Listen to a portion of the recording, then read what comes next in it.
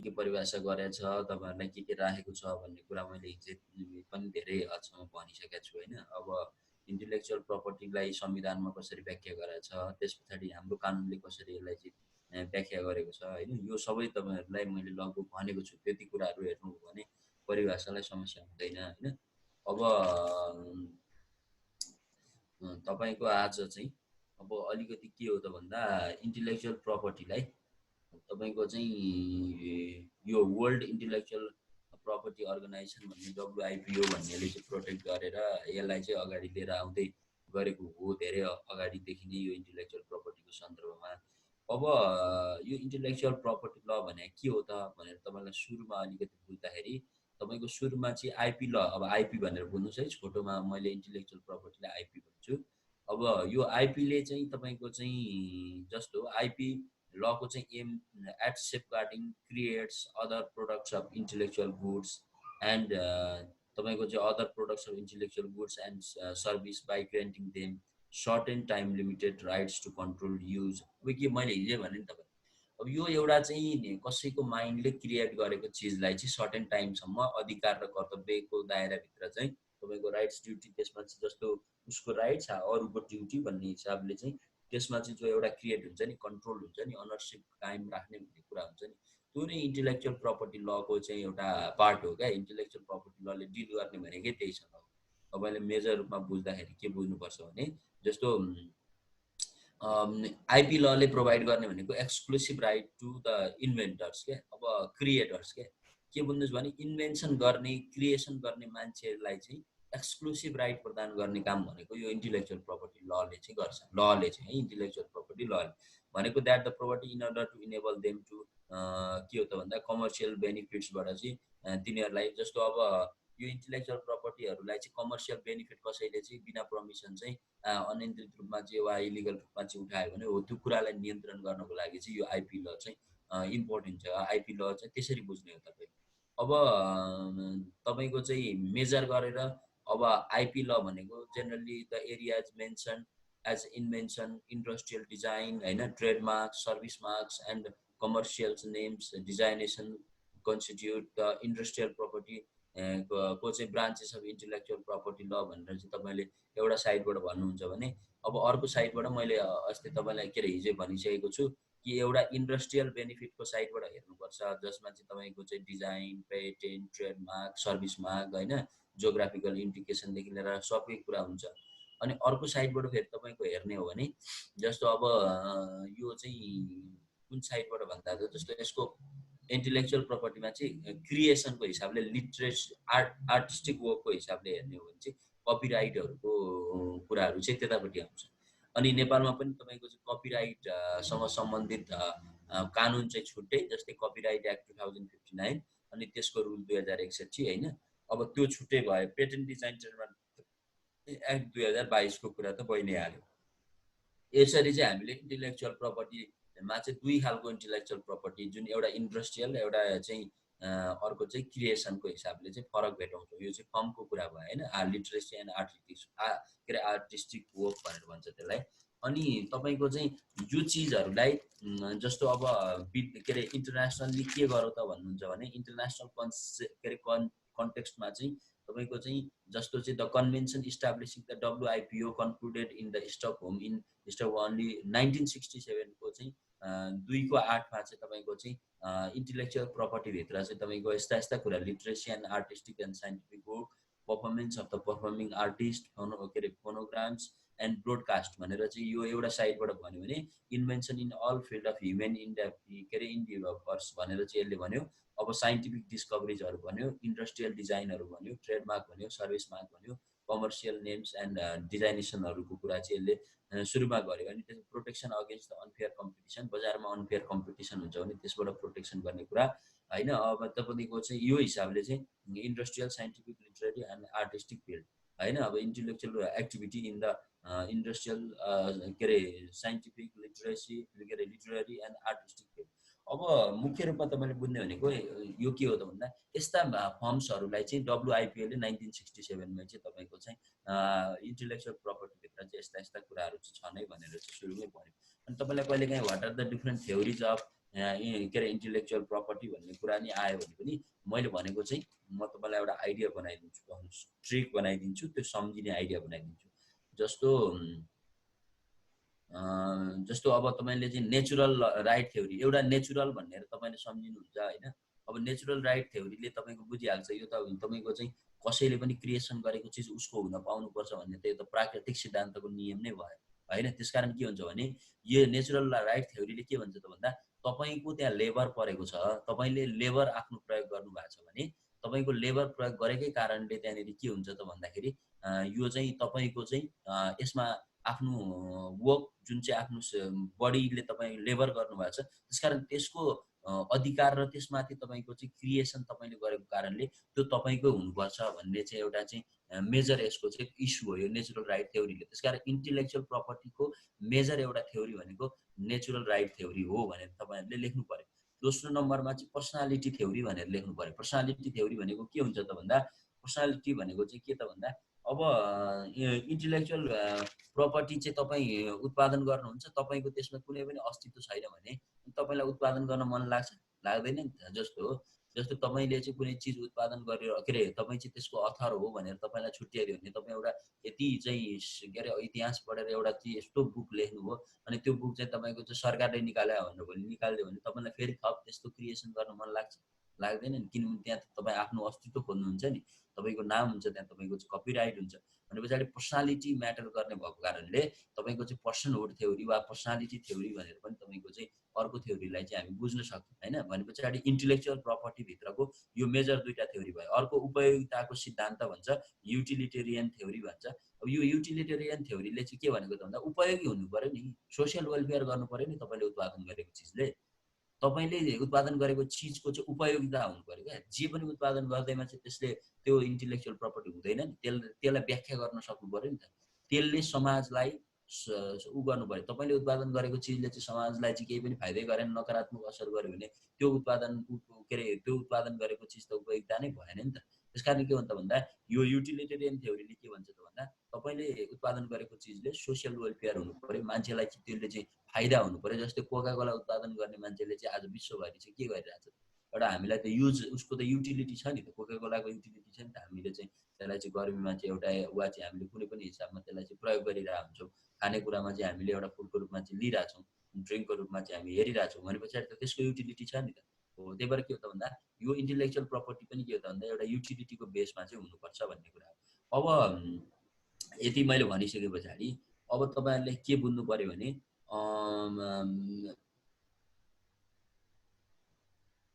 अब यो चाहिँ के हो त भन्दाखेरि ड्युटी बियरिङ हुनु पऱ्यो क्या।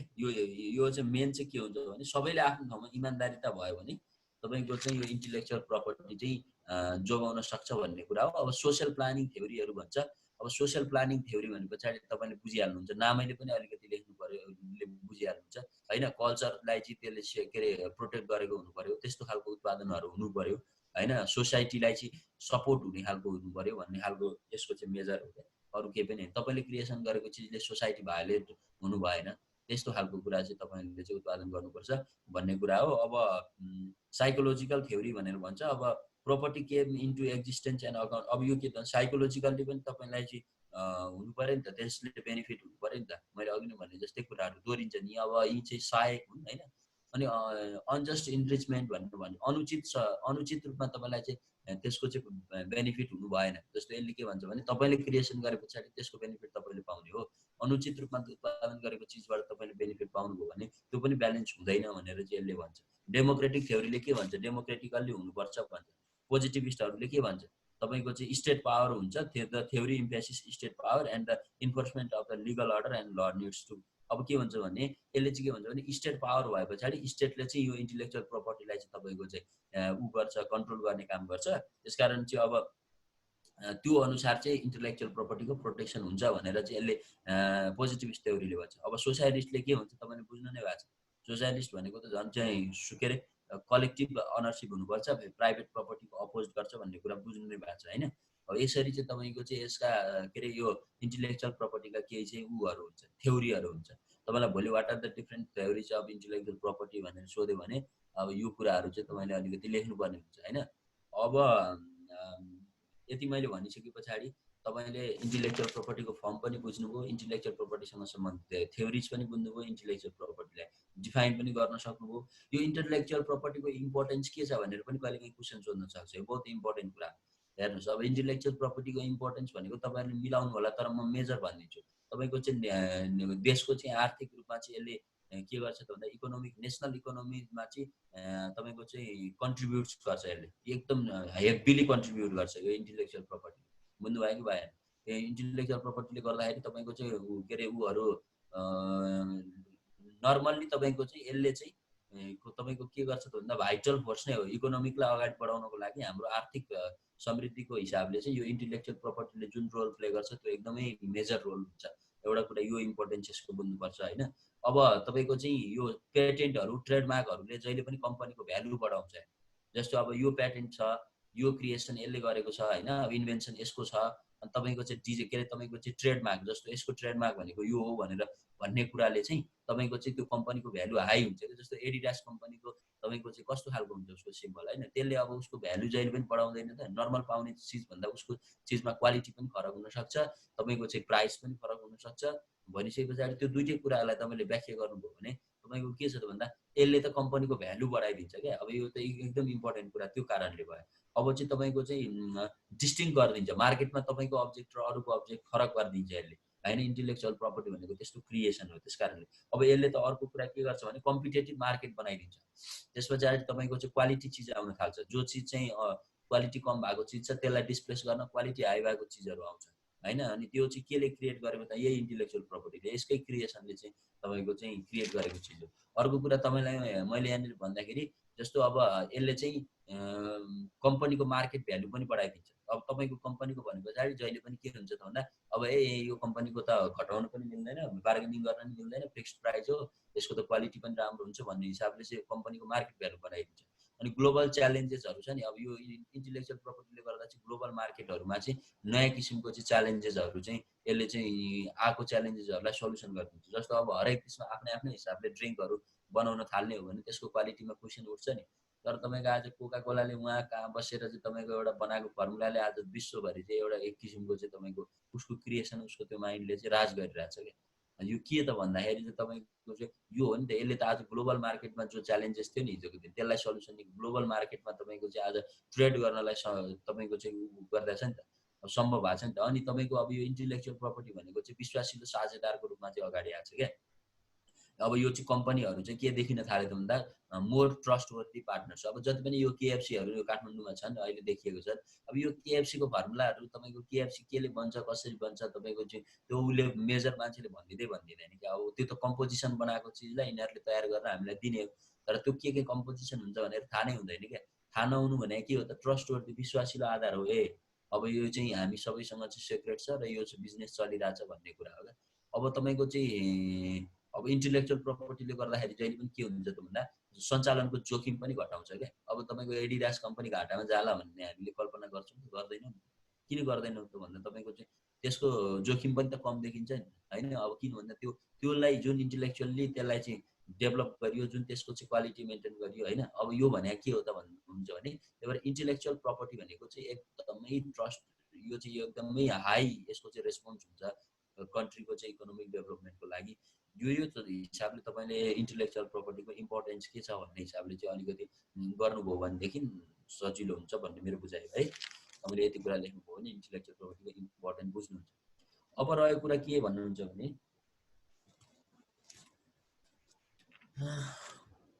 अब सोर्सेस अफ लको कुरा गर्दाखेरि सोर्सेस अफ लको कुरा गऱ्यौँ भनेदेखि आइपीको लहरू के हुनसक्छ त। अब आइपीको लको बारेमा अलिकति कुरा गऱ्यो भने मुख्य रूपमा त आइपीको सोर्सेस भनेकै के हो त भन्नुहुन्छ भने लेजिस्लेसन हो। हेर्नुहोस् अब जति पनि कानुन बन्छन् त्यो त विधायिकाले नै बनाउने हो। तपाईँ मान्नुहोस् नमान्नुहोस् विधायिकाले बनाएको कानुनलाई नै हो। अब अहिले नेपालमा जति पनि तपाईँको चाहिँ अहिले यो जस्तो 2059 को ऐन आयो कसले बनाएको? विधायिकाले बनायो होइन। अब तपाईँको चाहिँ यता 22 सालको तपाईँको आयो त्यतिखेर पनि त्यही पञ्चायत उसको चाहिँ त्यो पनि अगाडि नै थियो। हेर्नुहोस् 2022 सालमा आउनुभन्दा नि त्यो अगाडिकै थियो। के अरे तपाईँको patent design and trademark act त पहिल्यै थियो हेर्नुहोस् होइन। अब भनिसके पछाडि यो के हो त भन्दा विधायिकाले एउटा लेजिस्लेसन नै यसको प्राइमेरी सोर्स हो हैन। अब लेजिस्लेसनले बनाएको कानुन नै तपाईँको के हुन्छ त भन्दाखेरि सुप्रिम लेजिस्लेसनले बनाएको कानुन नै तपाईँको चाहिँ यसको मेजर आइपीलाई प्रोटेक्ट गर्ने सोर्स हो। जस्तै नेपालमा चाहिँ अब सुप्रिम लेजिस्लेसन मुख्य विधायिकाले बनाएको कपिराइट एक्ट 2059 भयो। सबअर्डिनेटले अधीनस्थ गरेर त्यसलाई बनाउन दिएको रुल्स चाहिँ तपाईँको 2061 सालको चाहिँ कपिराइट रुल्स भयो। भने पछाडि सामान्य रूपमा विधायिकाले नै बनाउने कुरो हो। अदालतले पनि कहिलेकाहीँ चाहिँ यसको कानुनहरू बनाउँछ। जस्तो तपाईँको नजिरहरू स्थापित गर्ने कुरा भयो हैन। अब नजिरहरू तपाईँको स्थापित भइसके पछाडि के हुन्छ त त्यो नजिरहरूले भन्दाखेरि त्यस्तै खालको घटनाहरू चाहिँ थप अब आउने स्थिति रह्यो भने मुख्य रूपमा चाहिँ तपाईँको चाहिँ यसले चाहिँ बनाएको नजिरबाट चाहिँ त्यसलाई व्याख्या गरिन्छ। जस्तो अब नेपालमा चाहिँ धेरै केस छन् कि अब कपिराइटसँग सम्बन्धित केस हेर्नुहुन्छ भने त अब रेवती रमन त्रिपाठी जस्तो लाग्छ मलाई त्यो नाम भर्सेस त्यो म अहिले तपाईँलाई पछि भन्नु रेवती रमन खनाल भर्सेस चाहिँ गभर्मेन्ट अफ नेपाल भन्ने केस होला। त्यहाँ चाहिँ तपाईँको चाहिँ उसको चाहिँ आर्टिकल चाहिँ होइन अर्काको बुकमा छापिदिएको हुन्छ तर उसको नामै राखिदिएको हुँदैन क्या। अनि त्यो त अब उसको आर्टिकल उसले लेखेको आर्टिकल उसको नाम बिना त्यहाँ चाहिँ कसैको किताबमा राखिदियो भने त त्यहाँ त अब कपिराइट लाग्यो। उसले त अब त्यहाँ क्लेम गर्ने ठाउँ हुन्छ मेरो आर्टिकल मेरो पर्मिसन बिना मेरो नाम बिना चाहिँ त्यसरी चाहिँ कुनै पनि बुकमा राख्ने भन्ने हिसाबले चाहिँ उसले चाहिँ मुद्दा हालिसके पछाडि त्यो चाहिँ हटाउन लगाएको हुन्छ। भने पछाडि के हो त भन्दा इन्टेलेक्चुअल प्रपर्टीलाई चाहिँ गाइड गर्नको लागि चाहिँ हाम्रो कपिराइट एक्टले मात्रै नभएर अदालतले पनि उत्तिकै नजिरहरू चाहिँ स्थापित गरेको देखिन्छ। नयाँ नयाँ प्रिन्सिपलहरू आएको चाहिँ देखिन्छ हैन। अब यो ढङ्गले पनि तपाईँको चाहिँ यसको तपाईँको चाहिँ स्रोतलाई मान्न सकिन्छ। यो के अरे यो इन्टेलेक्चुअल प्रपर्टीका स्रोतहरू यसरी मान्न सकिन्छ। अर्को मैले सुरुमा के भने लेजिस्लेसन विधायिकाले बनाउने कानुन अनि यसको मुख्य स्रोत हो। प्रेसिडेन्ट अदालतले बनाउने कुरा यसको मुख्य स्रोत हो। अब फरेन लजहरूबाट हामीले सिक्ने हो। जस्तै इन्डियामा बनाएको कानुनले यस्तो सम्बन्धमा त इन्डियामा त यस्तो पो कानुन छ त भने पछाडि अब यो हिसाबले पनि तपाईँको चाहिँ विचार चाहिँ गर्नुपर्छ भनेर चाहिँ फरेन लजहरूबाट नि तपाईँको चाहिँ कुराहरू हुन्छ। जस्तो इन्डियाको विधायिकाले बनाएका कानुनहरू उसको त्यसमा राखेको कानुनहरू अनि उनीहरूका कोर्टहरूले व्याख्या गरेका कानुनहरू हामीलाई के हुन्छ त भन्दा रेफरेन्सको रूपमा लिन सजिलो हुन्छ। मुख्य रूपमा तपाईँले 4-5 वटा लेख्ने हो यस स्रोतका रूपमा। जस्तो एउटा लेजिस्लेसन लेख्ने, दोस्रो प्रेसिडेन्ट लेख्ने, प्रेसिडेन्ट भनेको चाहिँ तपाईँको चाहिँ नजिरको कुरा लेख्ने, तेस्रोमा चाहिँ इन्टरनेसनल एग्रिमेन्ट र कन्भेन्सनको कुरा लेख्ने। यो इन्टरनेसनल एग्रिमेन्ट र कन्भेन्सनको कुरा म तपाईँलाई एकछिनमा डिटेलमै भन्छु। अलिकति त्यो कुरा चाहिँ थाहा पाउनुपर्ने देखियो किनभने अस्ति पनि मैले यहाँ क्वेसन पनि देखेँ होइन हिजो। अब इन्टरनेसनल एग्रिमेन्ट र कन्भेन्सनको कुरा गर्दाखेरि मैले तपाईँलाई अब क्लियर बनाइदिन्छु। यसमा तपाईँले दुईटा कुरा बुझ्नुपर्छ। हेर्नुहोस् झ्याप्प यो एकदमै इम्पोर्टेन्ट छ है। अहिले मैले भन्न लागिरहेको कुरा यो इन्टरनेसनल इन्स्ट्रुमेन्ट सोधिहाल्यो भनेदेखि तपाईँहरूले चाहिँ एकदम बुझ्नुपर्ने कुराहरू भने के हो त भन्दा दुईटा कन्भेन्सन बहुत महत्त्वपूर्ण भयो क्या। यो इन्टेलेक्चुअल प्रपर्टीको स्टार्ट हुने बेला विश्वव्यापी रूपमा तपाईँको चाहिँ के भयो त भन्नुहुन्छ भने एकदमै धेरै अब यता त अमेरिका डराइरहेको थियो। अमेरिका नयाँ नयाँ क्रिएसन गरिरहेको थियो। हेर्नुहोस् होइन अमेरिका चाहिँ पुरै अब विकासको त्यो तपाईँको चाहिँ उसले चाहिँ अटोमोबाइलहरू बनाउन थालिसके पछाडि त अमेरिका एकदमै अब तपाईँको चाहिँ पहिलाबाट तपाईँको चाहिँ ऊ चाहिँ अगाडि बढिरहेको थियो। उसको आर्थिक राम्रो भइरहेको थियो। नयाँ नयाँ क्रिएसन गरिरहेको थियो क्या। अमेरिका भनेकै टेक्नोलोजीबाट डेभलप भएको हो क्या। पछिल्लोचोटि अमेरिकामा यो ग्लोबल पावर जो सिफ्ट भयो नि तपाईँहरूलाई लाग्छ नि यो अमेरिका कसरी यस्तो भयो भनेर एकैचोटि चाहिँ तपाईँको चाहिँ पहिलो विश्वयुद्धभन्दा अगाडि चाहिँ ऋणी देश उसले चाहिँ त्यत्रो चाहिँ बेलायतदेखि दुनियाँसँग ऋण लिएको देश पहिलो विश्वयुद्धभन्दा अगाडिसम्म अर्काको देशबाट ऋण लिएर चलिरहेको देश पहिलो विश्वयुद्ध सके लगतै चाहिँ अमेरिकामा चाहिँ दोस्रो के अरे आर्थिक रूपमा अगाडि बढ्दै जानु केही समय हटपट हुनु अनि फेरि तपाईँको चाहिँ दोस्रो विश्वयुद्ध पछाडि चाहिँ विश्वको चाहिँ तपाईँको चाहिँ ग्लोबल पावरदेखि लिएर इकोनोमिक सारा कुरा चाहिँ उसको हातमा जानु भनेको नट अ जोक क्या। यो सामान्य कुराले भएको छैन। त्यस कारणले अमेरिकाले जुन त्यो समयमा आफूलाई द्रुत गतिमा चाहिँ परिवर्तन गर्यो नि यसमा उसको धेरै कुराहरू छ क्या। अब कतिपय केसमा त यो इन्टेलेक्चुअल प्रपर्टीको कुरा पनि छ क्या। उसले के भयो त भन्दा यो इन्टेलेक्चुअल प्रपर्टी जो उसले क्रिएसन गराएको छ नि सुरुमा त अमेरिका भागै लिएन क्या। अमेरिकाले के भन्यो भने कहाँ हुन्छ यस्तो के अरे इन्टरनेसनल सन्धिहरूमा साइन गर्यो भने त यस्तो ट्रिटीहरू एग्रिमेन्टमा साइन गर्यो भने त मेरो इन्टेलेक्चुअल प्रपर्टीको जो चाहिँ सेक्रेट कुराहरू छ यो त सबै बाहिरिन्छ। त्यही भएर म त भाग लिन्न भनेर सुरुमा तपाईँको भागै लिँदैन क्या। यस्तो त्यतिसम्मको तपाईँको चाहिँ अमेरिकाले सुरुमा देखाएको चाहिँ एटिट्युड थियो क्या। अब ग्लोबल रूपमा चाहिँ त्यस्तो थियो। अब त्यही भएर अब के छ भने सुरुमा तपाईँको दुईटा कन्भेन्सन भयो।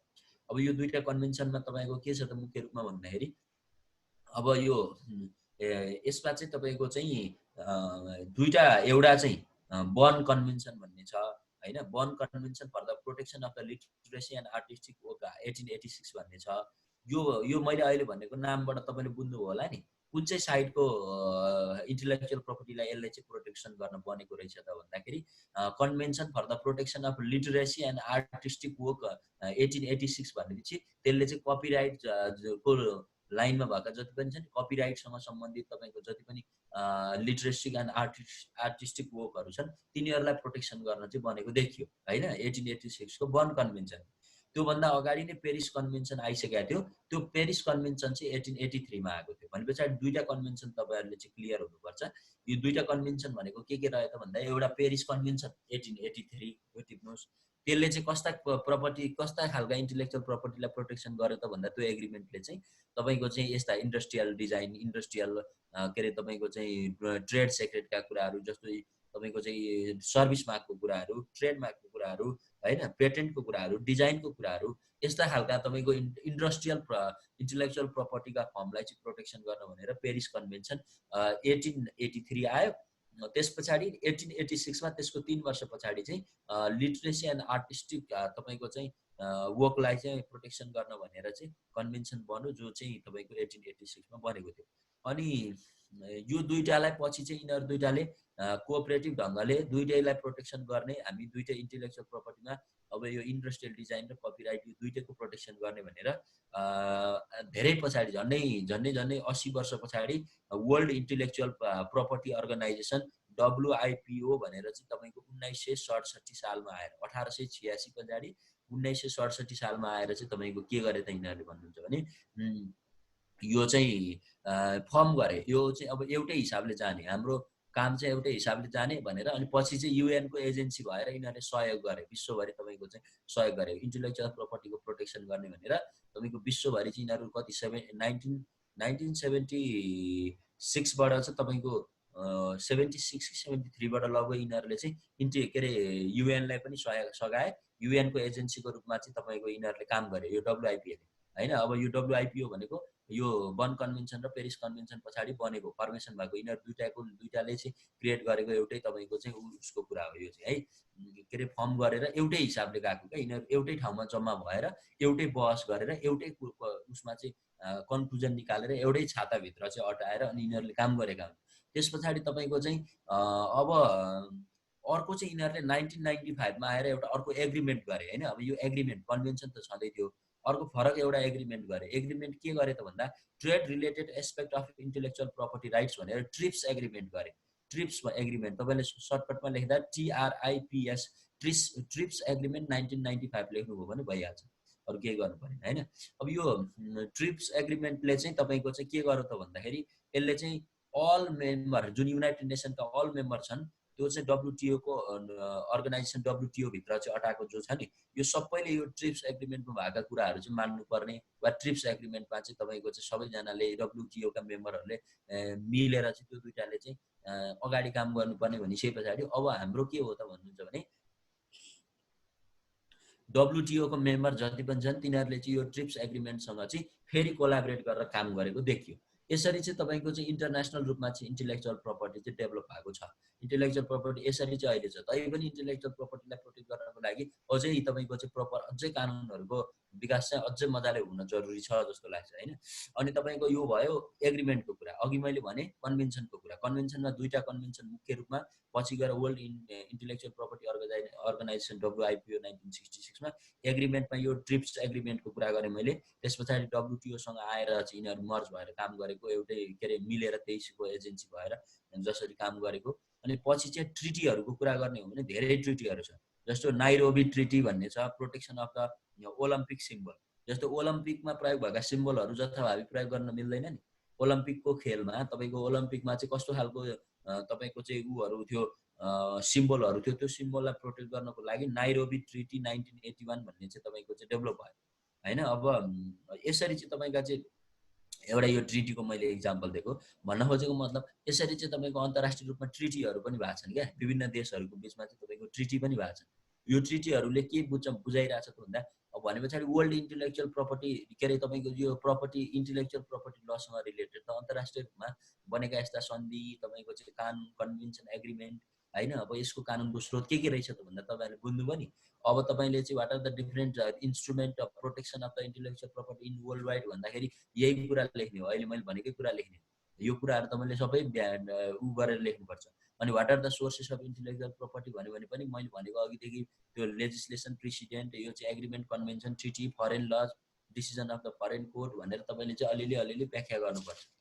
यसरी चाहिँ तपाईँले चाहिँ यसलाई लेख्न सक्नुहुन्छ होइन। अब मैले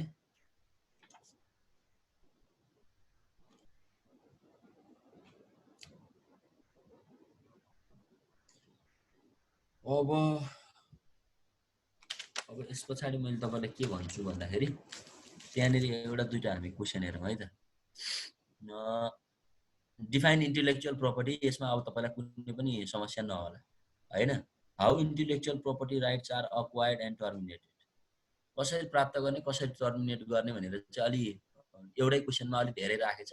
म अहिले तपाईँलाई सर्टकटमा सबैको हिजो पनि लगभग धेरै कुरा मैले भनिसकेको छु, आज अलिकति ब्रिफली हामी यसमा डिस्कस गरौँला है। अब कसरी प्राप्त गर्ने, कसरी चाहिँ तपाईँको टर्मिनेट गर्ने भन्ने कुरा चाहिँ मैले थोरै तपाईँलाई बनाउँ।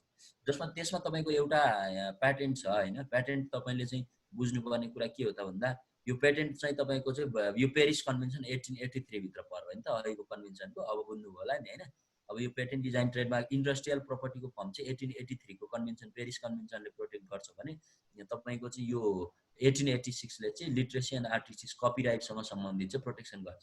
भनेपछि पछाडि इन्डस्ट्रियल प्रपर्टी भनेको चाहिँ तपाईँको चाहिँ यसले के भन्छ भन्नुहुन्छ भने अब म इन्डस्ट्रियल प्रपर्टी भित्र चाहिँ इन्डस्ट्रियल प्रपर्टीलाई नै के भन्छ भनेर बुझ्नु पर्दाखेरि चाहिँ फेरि यसलाई के भनिन्छ भनेदेखि द प्रोटेक्सन अफ द के अरे industrial property is the broadest shall be understood and shall apply not only to the industrial and commerce proper but likewise into agricultural. हेर्नु अब इन्डस्ट्रियलमा मात्रै होइन, यो एग्रिकल्चरलमा पनि बुझिन्छ। Extractive industries and to call manufacture or nature product, example wines, grain, हेर्नुहोस् टोब्याको होइन, लिफ, फ्रुट, अनि त्यस पछाडि मिनरल्स वाटर, बियर, फ्लावर्स, यस्तो खालको उत्पादन जति पनि हुन्छ यी सबैमा तपाईँको यो चाहिँ इन्डस्ट्रियल प्रोपर्टीको फर्म हो भन्ने हिसाबले तपाईँको चाहिँ यसले भनेको छ। अब प्याटेन्टको कुरामा अलिकति तपाईँलाई गर्ने हो भने जसले क्रिएसन गर्यो, प्याटेन्ट भनेको के हो त भन्नुहुन्छ भने patent is an exclusive right granted for an invention a product or process that provides a new way of doing something. हेर्नुहोस् ठ्याक्कै तपाईँलाई भन्दाखेरि प्याटेन्टलाई के गरी बुझ्ने त भन्दा अ प्रोडक्ट अर प्रोसेस, यो चाहिँ एउटा प्रोडक्ट अर प्रोसेस हो that provides a new way of doing something. क्या यसले चाहिँ नयाँ तरिकाले केही गर्ने तरिका चाहिँ यसले जस्तो नयाँ तरिकाले केही कुरा डेभलप गरेको छ भने त्यो चाहिँ प्याटेन्ट हुन्छ। क्या यो अबियस हुन पाउँदैन है। अबियस भनेको हेबिचुअल, जस्तो अबियस भनेको रेगुलर जे छ त्यसलाई प्याटेन्ट भन्ने त नभन्ने, जस्तो पहिले उत्पादन भइरहेको चिज छ त्यसलाई चाहिँ यो प्याटेन्ट भन्ने त नभन्ने। प्याटेन्ट भनेको के हो भने कुनै पनि चिज चाहिँ नयाँ तरिकाले होइन, that offers a new technical solution to the problem, कुनै पनि प्रब्लमको नयाँ तरिकाको समाधान, नयाँ तरिकाबाट समाधान निकाल्छ भने, नयाँ तरिकाको प्रोसेसबाट गर्छ भने that is called the patent. क्या प्याटेन्ट भनेको चाहिँ त्यसमा चाहिँ उसको एक्सक्लुसिभ राइट ग्रान्टेड गर्ने हो। कुरा बुझ्नुभयो कि भएन मैले के भन्दैछु? अबियस हुनु भएन, नन अबियस हुनु पर्यो, नोभल्टी हुनु पर्यो। नोभल्टी भनेको नौलो हुनु पर्यो, त्यसमा चाहिँ तपाईँको नयाँपन हुनु पर्यो। क्या तपाईँले बनाएको चिज, तपाईँले बनाएको प्रोसेस, तपाईँले उत्पादन गरेको चिज चाहिँ अरू चिजभन्दा जो बनिरहेको चिज छ त्योभन्दा फरक हुनु पर्यो। अब तपाईँको कम्प्युटर बनाउनुभन्दा अगाडि कम्प्युटर जस्तो चिज त थिएन नि त, त्यसकारण नै कम्प्युटर भनेको नन अबियस चिज भयो, नयाँ क्रिएसन भयो, नयाँ तरिकाको यसलाई चाहिँ हामीले बुझ्यौँ। तर कम्प्युटर पहिल्यै थियो भन्दा कोही मान्छेले मैले कम्प्युटर यस्तो बनाएँ भनेर त हुँदैन थियो होला नि त। अब यो के अरे तपाईँको चाहिँ युकेले बाष्प इन्जिन बनायो, बाष्प इन्जिन बनाइसके पछाडि उसले बाष्प इन्जिन बनाउनुभन्दा अगाडि त विश्वभरि कहीँ पनि बाष्प इन्जिन थिएन नि त। त्यसकारण त्यो नोभल्टी भयो, न्यू क्रिएसन भयो। प्याटेन्ट भनेको चाहिँ त्यसरी बुझ्ने हो, तपाईँले नयाँ क्रिएसन हुनु पर्यो, नयाँ वेबाट गर्नु पर्यो होइन। अब तपाईँको चाहिँ त्यो चाहिँ तपाईँको त्यसमा चाहिँ तपाईँको पेटेन्ट हुन्छ, बुझ्नुभयो नि। त्यसमा चाहिँ तपाईँले पेटेन्ट राइट चाहिँ क्लेम गर्न सक्नुहुन्छ। अब यसलाई नेपालीमा त नेपालको कानुन 2000 तपाईँको चाहिँ 22 को पेटेन्ट डिजाइन एन्ड ट्रेडमार्कको सेक्सन 2 को ए ले चाहिँ डिफाइन के अरे पेटेन्ट डिजाइन ट्रेडमार्कमा चाहिँ यो पेटेन्टलाई चाहिँ तपाईँको कसरी परिभाषा गर्यो भन्दाखेरि patent means any useful invention होइन, एउटा युजफुल इन्भेन्सन हुन्छ relating to a new method or process of manufacture. नयाँ प्रोसेस अफ तपाईँको चाहिँ म्यानुफ्याक्चर गर्ने एउटा चाहिँ यो चाहिँ के हुन्छ त भन्दाखेरि युजफुल इन्भेन्सन भयो भने होइन, त्यो प्रोसेस गरेको छ भने operation and transmission of any material or the combination of that made on the basis of a new theory or formula. नयाँ तरिकाको फर्मुला वा थ्योरीबाट तपाईँको कुनै पनि तरिकाको म्यानुफ्याक्चर अनि त्यो प्रोसेस अफ मेथड होइन तपाईँको युजफुल इन्भेन्सन गरेको छ भने त्यो चाहिँ के हुन्छ त भनेर चाहिँ वैधानिक परिभाषाको रूपमा हेर्दाखेरि त्यो चाहिँ पेटेन्ट हुन्छ भनेर नेपालको चाहिँ यो पेटेन्ट डिजाइन ट्रेडमार्क एक्ट 2022 को चाहिँ सेक्सन 2 को ए ले चाहिँ भनेको छ होइन। अब यति भएपछि तपाईँले पेटेन्टको बारेमा थोरै पेटेन्ट भने चाहिँ ठ्याक्कै के रहेछ त भन्दाखेरि त्यस्तो प्रब्लम नहोला होइन। अब जुन अक्वायर्ड गर्ने कुरा छ नि पेटेन्ट प्राप्त गर्ने कुरा छ नि अब यसमा चाहिँ के हुन्छ त भन्दाखेरि अब यसमा पनि धेरै खालको तपाईँको आर्गुमेन्टहरू छ क्या। तपाईँको चाहिँ यो पेटेन्ट अनरसिप कसरी प्राप्त गर्ने होइन। अब पेटेन्टको चाहिँ राइट कसरी एक्सचेन्ज गर्ने हु इज पेटेन्टी को हुन्छ पेटेन्टको अनर चाहिँ भन्ने कुरा आउँदाखेरि अब यहाँनिर मेन चाहिँ तपाईँको यहीँनिर हो क्या। अलिकति तपाईँले यसमा थोरै गर्नुभयो भने जस्तो अब पेटेन्ट अनरसिप भनेको चाहिँ के हो त भन्दाखेरि जो चाहिँ पेटेन्टी हो क्या त्यो पेटेन्ट कसले उत्पादन गर्यो त्यो पेटेन्टी चाहिँ मेन चाहिँ त्यो पेटेन्ट उत्पादन गर्ने मान्छे वा त्यो चाहिँ कुनै एउटा संस्थाले गरेर रहेछ भने संस्था हो त्यो चिजमा चाहिँ त्यो पेटेन्ट राइट चाहिँ हुन्छ क्या। तपाईँको त्यहाँ चाहिँ दर्ता गर्ने हुन्छ त्यस्तो दर्ता गर्ने रजिस्ट्रेसन प्रोसेसमा भन्छु त्यो अहिले प्राप्त कसरी गर्ने भन्ने कुरा। अनि त्यो चाहिँ दर्ता गरे पछाडि अस्ति मैले तपाईँलाई एउटा यसको मेजर कुरा भनिसकेको छु कि यो 21 वर्षसम्म तपाईँको यसमा अधिकार हुन्छ। तपाईँले उत्पादन गरेको चिजमा एक्सक्लुसिभली तपाईँको मात्रै अधिकार हुन्छ। कति वर्षसम्म भन्दा 21 वर्ष। जस्तो सुरुको 7 वर्ष त्यस पछाडि फेरि रिन्यू गर्नु पर्यो फेरि 7 वर्ष जोडियो 14 वर्ष भयो फेरि रिन्यू गर्नुहुन्छ 21 वर्ष हुन्छ। त्यस पछाडि तपाईँले रिन्यू गर्न पाउँदैन त्यो पब्लिकली हुन्छ। त्यसको अनरसिप भनेको तपाईँको कन्ट्रोलमा हुँदैन। त्यति 21 वर्षभित्र तपाईँले चाहिँ एकलौटी ढङ्गले चाहिँ कति कमाउनुहुन्छ कमाउनु। त्यस पछाडि तपाईँको त्यसमा चाहिँ के हुन्छ त भन्दा तपाईँको मात्रै त्यसमा चाहिँ अनरसिप हुँदैन। त्यो चिज चाहिँ अरूले पनि उत्पादन गरेर के गर्छन् त आफ्नो हिसाबले बेच्छन्। 21 वर्षसम्म तपाईँको पेटेन्टमा तपाईँको राइट हुन्छ। अब यसमा के हुन्छ त भन्नुहुन्छ भने पेटेन्टको कुरामा मैले अर्को पनि एउटा कुरा जोडिहालेँ तपाईँलाई। जस्तो पेटेन्ट त्यस्तो उत्पादन भइसकेको चिज चाहिँ अब मार्केटमा गइसके पछाडि राज्यले के गर्न सक्छ भने कहिलेकाहीँ कुनै अरू पर्पजको लागि जस्तो उसले ल्याबमा टेस्ट गर्न क्वालिटी चेक गर्नु पर्यो नि। अब कहिलेकाहीँ तपाईँले उत्पादन गरेको न्यू चिज छ मार्केटभरि तपाईँको बिग्या छ होइन। अब तपाईँको त्यसको त हेर्नु पर्यो क्वालिटी के हो होइन। त्यसको लागि चाहिँ राज्यले चाहिँ त्यसको त्यो सेक्रेट कुरा चाहिँ थाहा पाउनु सक्छ माग्यो भने दिनुपर्छ।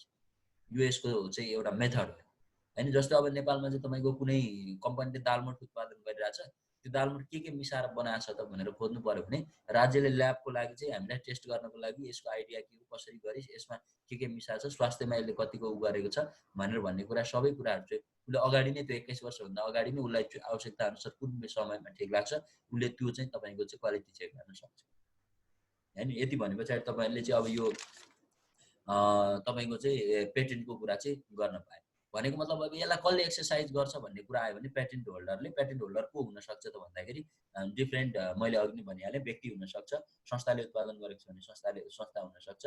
अब यो तपाईँले बुझ्ने यति बुझे पछाडि अब के हो त भन्दा पेटेन्ट चाहिँ तपाईँको चाहिँ ट्रान्सफर अफ पेटेन्ट राइट चाहिँ कसरी गर्न मिल्छ त पेटेन्ट राइट ट्रान्सफर पनि गर्न मिल्छ। एकचोटि यो पनि तपाईँको एकचोटि सोच्नुहोस् न।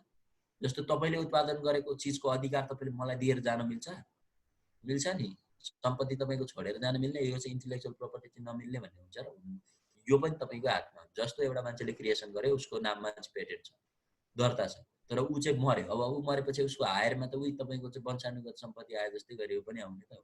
उसको हायरमा जाने हो। हायरले के गर्ने हो त भन्दा त्यो बिचमा जति आम्दानीहरू भएको छ त्यो पेटेन्टबाट चाहिँ त्यसलाई बाँडफाँड गर्ने भन्ने नै हो। अब हायर गर्दा नेपालको कानुन अनुसार कसरी गर्ने भन्ने कुरो तपाईँहरूलाई सबैलाई मजाले थाहा छ। अब अर्को कुरो भनेको त के हो त भन्दा अपरेसन बाई ल अनुसार हुने नै भइहाल्यो। अर्को अनरसिप कसरी ट्रान्सफर गर्न मिल्छ थाहा छ तपाईँहरूलाई पेटेन्टमा। जस्तो तपाईँले उत्पादन गरेको जस्तो हाम्रो विराजले एउटा चाहिँ नयाँ पेटेन्ट के अरे तपाईँको चाहिँ बजारमा चाहिँ लिएर आएछ। उसले चाहिँ ठुलो एउटा चाहिँ लामो समय खोज गरेर एउटा नयाँ किसिमको उत्पादन बजारमा लिएर आयो होइन। अब चाहिँ उत्पादन लिएर आए पछाडि विराजले लिएर आएको उत्पादन मार्केटमा अलिक राम्रो रेस्पोन्स आउन थाले पछाडि मैले के गरेँ भने विराज यो चाहिँ मलाई चलाउन दिनु पर्यो म पनि अब यो बिजनेस गर्छु भन्यो भने उसले मलाई के दिन्छ त लाइसेन्स दिन्छ। अब लाइसेन्स दिए पछाडि के हुन्छ तपाईँको चाहिँ उसले लाइसेन्स दिन्छ। लाइसेन्स दिइसके पछाडिको कोका कोलाको केसमा होइन कोका कोला भने त तपाईँको चाहिँ उनीहरूले त त्यो फर्मुला त उसले भनेकै छैन नि थाहा नै छैन नि त्यसको त। कोका कोला भनेको अहिले पेटेन्टको कुरामा आउँदैन बस्नु न त्यो म अहिले तपाईँलाई भन्छु। जस्तो अब यसमा मैले लाइसेन्सको कुरा गरेँ नि जो लाइसेन्स चाहिँ मलाई बिराजले दिइसके पछाडि अब मैले त्यो लाइसेन्सको आधारमा त्यो चिज उत्पादन गर्ने बेच्ने गर्न पाउँछु कि, किनकि उसले मलाई त्यसको लाइसेन्स दिएको छ। असाइनमेन्ट भन्छ अर्को, उसले असाइन गरेको छ। पेटेन्ट चाहिँ मलाई चाहिँ असाइन गरेको छ। असाइनमेन्ट गरेर पनि तपाईँको चाहिँ by the assignment and licensing of the patent decide best possible ways to commercialising the his or her invention क्या। यो असाइनमेन्ट लाइसेन्स गरेर चाहिँ के गर्ने हो त भन्नुहुन्छ भने यसलाई चाहिँ कमर्सियलाइज गर्न सबैभन्दा फाइदा। जस्तो बिराजले मलाई अहिले लाइसेन्स दियो नि त यो बेच्न, यो चाहिँ उत्पादन गर्नु भनेपछि अब त्यहाँबाट त्यसले त कमर्सियली भ्यालु हाई लिन्छ, किनकि मार्केटमा त्यसलाई बेच्न सकिन्छ होइन। अब असाइनमेन्ट पनि तपाईँको धेरै खालको हुन्छ क्या। असाइनमेन्टमा चाहिँ के हुन्छ भने जस्तो लिगल असाइनमेन्ट भन्ने हुन्छ होइन। अब असाइनमेन्ट चाहिँ कसरी गर्ने त भन्दाखेरि तपाईँको चाहिँ अब कहिलेकाहीँ मोर्टगेजहरू हुन्छ। मोर्टगेजको कुरा मैले तपाईँलाई हिजो भनेको थिएँ नि। जस्तो मोर्टगेजमा के हुन्छ त भन्दा तपाईँको अनरसिप चाहिँ त्यसमा चाहिँ के हुन्छ त, in which the patent rights are wholly or partially transfer to the assignee in return for sum of money होइन। अब त्यो उसको मनीको चाहिँ तपाईँको चाहिँ प्राप्तको लागि उसले चाहिँ केही कुरा चाहिँ असाइन गरेको हुन्छ, उसले चाहिँ बाचा गरेको हुन्छ, यति गरिदिने यति लिने भनेर होइन। अनि sum of money once the के अरे assignor repays the sum to the assignee the patent rights are restore to the assignor. भनेको मतलब अब जति बेला उसले चाहिँ त्यो भनेको कुरा चाहिँ उसले पुर्याउँछ त्यस पछाडि उसले असाइन गरेको जो चाहिँ हुन्छ नि, जस्तो कहिलेकाहीँ यो पेटेन्टहरू हुन्छ नि, पेटेन्ट पनि बन्दकी राख्न मिल्छ क्या। जस्तो मैले तपाईँलाई भने तपाईँले मसँग मैले केही उत्पादन गराएको छु, बिराजले के अरे बिराजलाई एकदम पैसा जरुरी छ होइन। जस्तो बिराजले उत्पादन गरेको छ, मलाई एकदम पैसा जरुरी छ। मलाई पैसा जरुरी छ भनेपछि जस्तो मैले पैसा चाहिँ बिराजलाई दिएर अनि त्यसपछि ऊबाट चाहिँ मैले त्यो लिइरहेको छु, एउटा त्यो पनि कन्डिसन हुन सक्यो। जस्तो अर्को कुरा भने तपाईँले बुझिहाल्नु, मोर्गेजमा के हुन्छ त भन्दा यही कुरा हुन्छ क्या। एउटा बन्दकी राखेर अर्को लिने। जस्तो मेरो पेटेन्ट छ, तँ चलाउँदै गर, तँलाई मैले अहिले ऊ दिएँ, त्यतिन्जेल तैँले मलाई यति पैसा दियो भने उसले दिएको पैसा बराबर चलाइरहेको छ। पछि उसले त्यो पैसा तिर्न पैसा तिरिसके पछाडि चाहिँ ब्याक गरिदिन्छ होइन। अब पैसा तिर्ने कन्डिसनहरू पनि बनाउँदै जान्छ। अब पैसै तिर्न सकेन होइन, उसले गर्यो भने अरू तरिकाले गर्न खोज्छ, तर अब तिर्न चाहिँ तिर्छ, तिरेन भने त अनि उही त हो नि, जफत गर्न त मिलिहाल्यो होइन। अनि इक्विटेबल, तर इक्विटेबल असाइनमेन्टमा चाहिँ के हुन्छ भने अब तपाईँको चाहिँ इक्विटेबल असाइनमेन्टमा चाहिँ त्यो असाइनमेन्टमा चाहिँ जस्तो any agreement including a letter in which the patentee agrees to give a certain defined share of the patent to the another person. भनेको अलिकति अरूलाई दिने क्या, सबै दिने होइन। इक्विटेबल सेयर, इक्विटेबल असाइनमेन्ट भने चाहिँ जस्तै म र बिराजमा हुन्छ भने बिराजले चाहिँ मलाई पनि अलिकति चाहिँ अब तपाईँ पनि यो पेटेन्टको चाहिँ अलिकति सेयर राख्नुहोस् न, अनि त्यस पछाडि यसरी चाहिँ जाउँ, अब इक्विटेबल हिसाबले जाउँ भनेर चाहिँ पुरा म बिचमा कुनै एउटा सम्झौता भयो भने त्यो इक्विटेबल असाइनमेन्ट भयो। लिगल असाइनमेन्टमा चाहिँ के हुन्छ भने assignment of an existing patent is a legal assignment where the assignee may enter his name as the patent owner होइन। अब चाहिँ असाइनमेन्टमा चाहिँ उसले लिगल्ली नै के गर्छ भने ल अब यो चाहिँ यो मैले पेटेन्ट चाहिँ तपाईँको नाममा असाइन गरिदिएँ भनेर चाहिँ कानुनी रूपमै त्यसमा चाहिँ के हुन्छ त भन्दा ऊ गर्छ, उसले अधिकार प्राप्त गर्छ। त्यसरी असाइनमेन्ट चाहिँ हुन्छ। भनेको मतलब यो चाहिँ ट्रान्सफर अफ अनरसिपको कुरा रह्यो क्या। अनरसिप कसरी ट्रान्सफर गर्ने एउटा व्यक्तिबाट अर्को व्यक्तिमा, मैले त्यत्रो अनरसिपको बारेमा तपाईँलाई प्रोपर्टी लमा मैले भनिसकेको छु, त्यस कारणले यसमा मैले धेरै उ गर्नु परेन। अब लाइसेन्स दिने कुरा पनि हुन्छ। अब लाइसेन्सको कुरा अलिक फरक छ। लाइसेन्स भनेको चाहिँ चलाउन दिने कुरा हो कि। लाइसेन्स कति बेला दिन्छ त्यो तपाईँले बुझ्नु भएको छ नि, तपाईँहरू सबैले बुझ्नु भएको छ नि। असाइनमेन्टको कुरा र लाइसेन्सको कुरा फरक छ। अब लाइसेन्स दिने भने के हो, एउटा चाहिँ भोलिन्टरी, ल बिराजले इच्छा गरेर मलाई चाहिँ लाइसेन्स दियो, तपाईँ चलाउनुहोस् दाइ यस्तो यस्तो छ भनेर। अर्को कम्पलसरी लाइसेन्स दिनै पर्छ, त्यो कहिलेकाहीँ राज्यले तपाईँको हस्तक्षेप गर्न सक्छ। यहाँ तैँले यसमा कम्पलसरी लाइसेन्स दिनै पर्छ, किनकि यसले चाहिँ यस्तो यस्तो गरिरहेछ भनेर कुनै इकोनोमिक हिसाबले त्यसरी। अनि एक्सक्लुसिभ र लिमिटेड लाइसेन्स होइन। एक्सक्लुसिभ भनेको पूर्ण रूपमा दिनुपर्ने, अनि लिमिटेड भनेको चाहिँ अलिक केही हदसम्म केही कुराहरू मात्रै लाइसेन्स दिने भन्ने हुन्छ होइन। अब कानुन रूपमा एक्सप्रेस र इम्प्लाइड लाइसेन्स भन्ने पनि हुन्छ। त्यसरी चाहिँ तपाईँको चाहिँ अनरसिप ट्रान्सफर गर्न मिल्यो क्या। बुझ्नुभएको भएन के गर्ने कुरा मैले भने तपाईँलाई, कसरी चाहिँ एउटा व्यक्तिबाट अर्को व्यक्तिमा चाहिँ अनरसिप दिने रहेछ। अनरसिप दिने भनेको चाहिँ तपाईँको त्यो चाहिँ उसले चाहिँ प्राप्त गर्ने कुरा रह्यो नि होइन। कसरी चाहिँ त्यसमा चाहिँ आफ्नो चाहिँ के अरे त्यसमा चाहिँ अधिकार प्राप्त गर्न मिल्दो रहेछ भन्ने कुरा आयो नि यहाँनिर। मेजर भनेको तपाईँले यही नै बुझ्ने हो क्या यसमा चाहिँ। अब मैले तपाईँलाई यति भनिसके पछाडि अक्वायर गर्ने तरिका तपाईँले जो बुझिहाल्नु होइन, कसरी प्राप्त गर्न मिल्दो रहेछ भन्ने कुरा तपाईँले बुझ्नुभयो। अब यो तरिकाले चाहिँ तपाईँले चाहिँ के अरे त्यो प्याटेन्टमा चाहिँ आफ्नो अधिकार जमाउनु हुँदो रहेछ। हो तपाईँलाई म एउटा सानो अर्को पनि कुरा भनिदिन्छु है।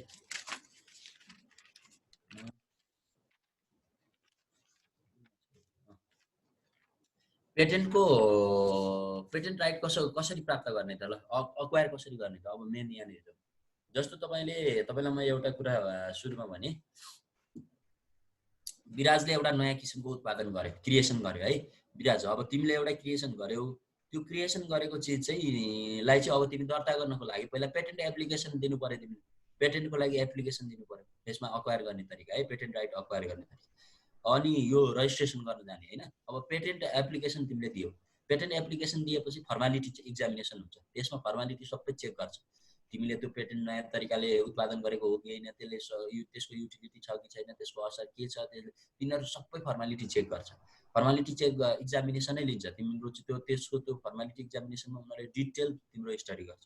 त्यस पछाडि इन्भिटेसन टु करेक्ट, यदि कुनै रङ भएको रहेछ भने तिमीलाई करेक्ट गर्नको लागि इन्भिटेसन दिन्छ उसले। जस्तो इन्भिटेसन लेटर पठाउँछ, तपाईँको इन्भेन्सनमा यस्तो यस्तो खालको समस्या देखियो, तपाईँको इन्भेन्सनलाई यो तरिकाले चाहिँ असर गरेको छ, त्यस कारण यो करेक्ट गरेर नलिएर नआइकन चाहिँ तपाईँको चाहिँ यो चाहिँ पेटेन्टमा दर्ता गरिदिनु भनेर चाहिँ तपाईँको चाहिँ यसको अफिसले चाहिँ भन्छ। भनिसके पछाडि अनि करेक्ट गर्नको लागि के अरे इन्भिटेसन टु करेक्ट भनेर बोलाइसके पछाडि अनि त्यसपछि सब्सटेन्सियल एक्जामिनेसन गर्छ। फेरि तपाईँको चाहिँ सब्सटेन्सियल एक्जामिनेसन सबै तपाईँको चाहिँ त्यसमा रहेका, अब त्यसमा चाहिँ तिर्नुपर्ने होइन लागत कति छ, तपाईँको पेटेन्ट दर्ता गर्नको लागि त्यहाँनिर चाहिँ अब कति पैसा तिर्नुपर्छ भनेर छ, रिन्युट गर्नको लागि कति पैसा तिर्नुपर्छ भनेर छ, सबै रिन्युट त पछिको कुरा भयो। तर सब्सटेन्सियल एक्जामिनेसनमा चाहिँ हो होइन अनि यस्तो खालको भएको छ कि छैन सबै उनीहरूले चेक गर्छ क्या। अनि त्यस पछाडि रजिस्टर गर्नको लागि लाग्ने खर्च होइन, त्यस पछाडि कसको नाममा रजिस्टर गर्ने, यो सबै कुराहरू तपाईँको फाइनल गरिसके पछाडि अनि पेटेन्ट रजिस्ट्रेसन हुन्छ। यसरी चाहिँ तपाईँको पेटेन्टको रजिस्ट्रेसन गर्न सकिन्छ। यो पेटेन्ट चाहिँ अक्वायर गर्ने तरिका भयो होइन। अब नेपालको कानुनमा तपाईँको चाहिँ कसैले पेटेन्ट चाहिँ इन्फ्रिजमेन्ट गर्यो भने धेरै फरक छैन। ट्रेडमार्क र पेटेन्ट भनेको धेरै अलग कुरा हो। पेटेन्ट भनेको उत्पादन गर्ने, नयाँ क्रिएसन गर्ने कुरा भयो। ट्रेडमार्क भने त मार्क नै हो, एउटा चाहिँ तपाईँको चाहिँ ट्रेडमा प्रयोग हुने मार्क होइन त्यो भन्ने धेरै फरक छ। यो कन्फ्युजन छ क्या, तपाईँहरूले अलिक डिटेलमा नबुझिकन त्यो मैले भन्ने, मैले त्यही भएर यसलाई कतिसम्म गएर पढाउने, कतिसम्म तपाईँलाई बुझाउने भन्ने कुरा हो क्या। अब यसमा म तपाईँलाई मेजर कुरा के भन्छु भने, यति भने पछाडि तपाईँले पेटेन्ट कसरी प्राप्त गर्नुपर्दो रहेछ, पेटेन्टको कसरी रजिस्ट्रेसन गर्नुपर्दो रहेछ भन्ने कुरा यो थाहा पाउनु हो भने अरू पनि बुझिहाल्नुहुन्छ। अब कपिराइटको कसरी गर्नुपर्छ वा चाहिँ अर्को कपिराइटको त यस्तो हुँदैन, हेर्नु यस्तो रजिस्ट्रेसन सजिस्ट्रेसन केही पनि हुँदैन। यो तपाईँको सिल गर्ने हो, कपिराइट छ भनेर तपाईँले लेख्ने हो, बुकमा चाहिँ लेखेको हुन्छ, प्रतिलिपिसँग सम्बन्धित अधिकार चाहिँ लेखकमै नियमित हुन्छ भनेर भने हुन्छ। अब तपाईँको म्युजिकहरू फिल्म आयो भने यसका प्रतिलिपि अधिकारहरू यस्तो हुन्छ भनेर आउँछ, यसको रजिस्ट्रेसन भन्ने त्यस्तो हुँदैन। नयाँ गरेको थाहा पायो भने बल्ल भाइलेसन हुन्छ। कपिराइटको केसमा त्यो अरूको चाहिँ यसै गरी रजिस्ट्रेसन गर्ने प्रोसेस हुन्छ।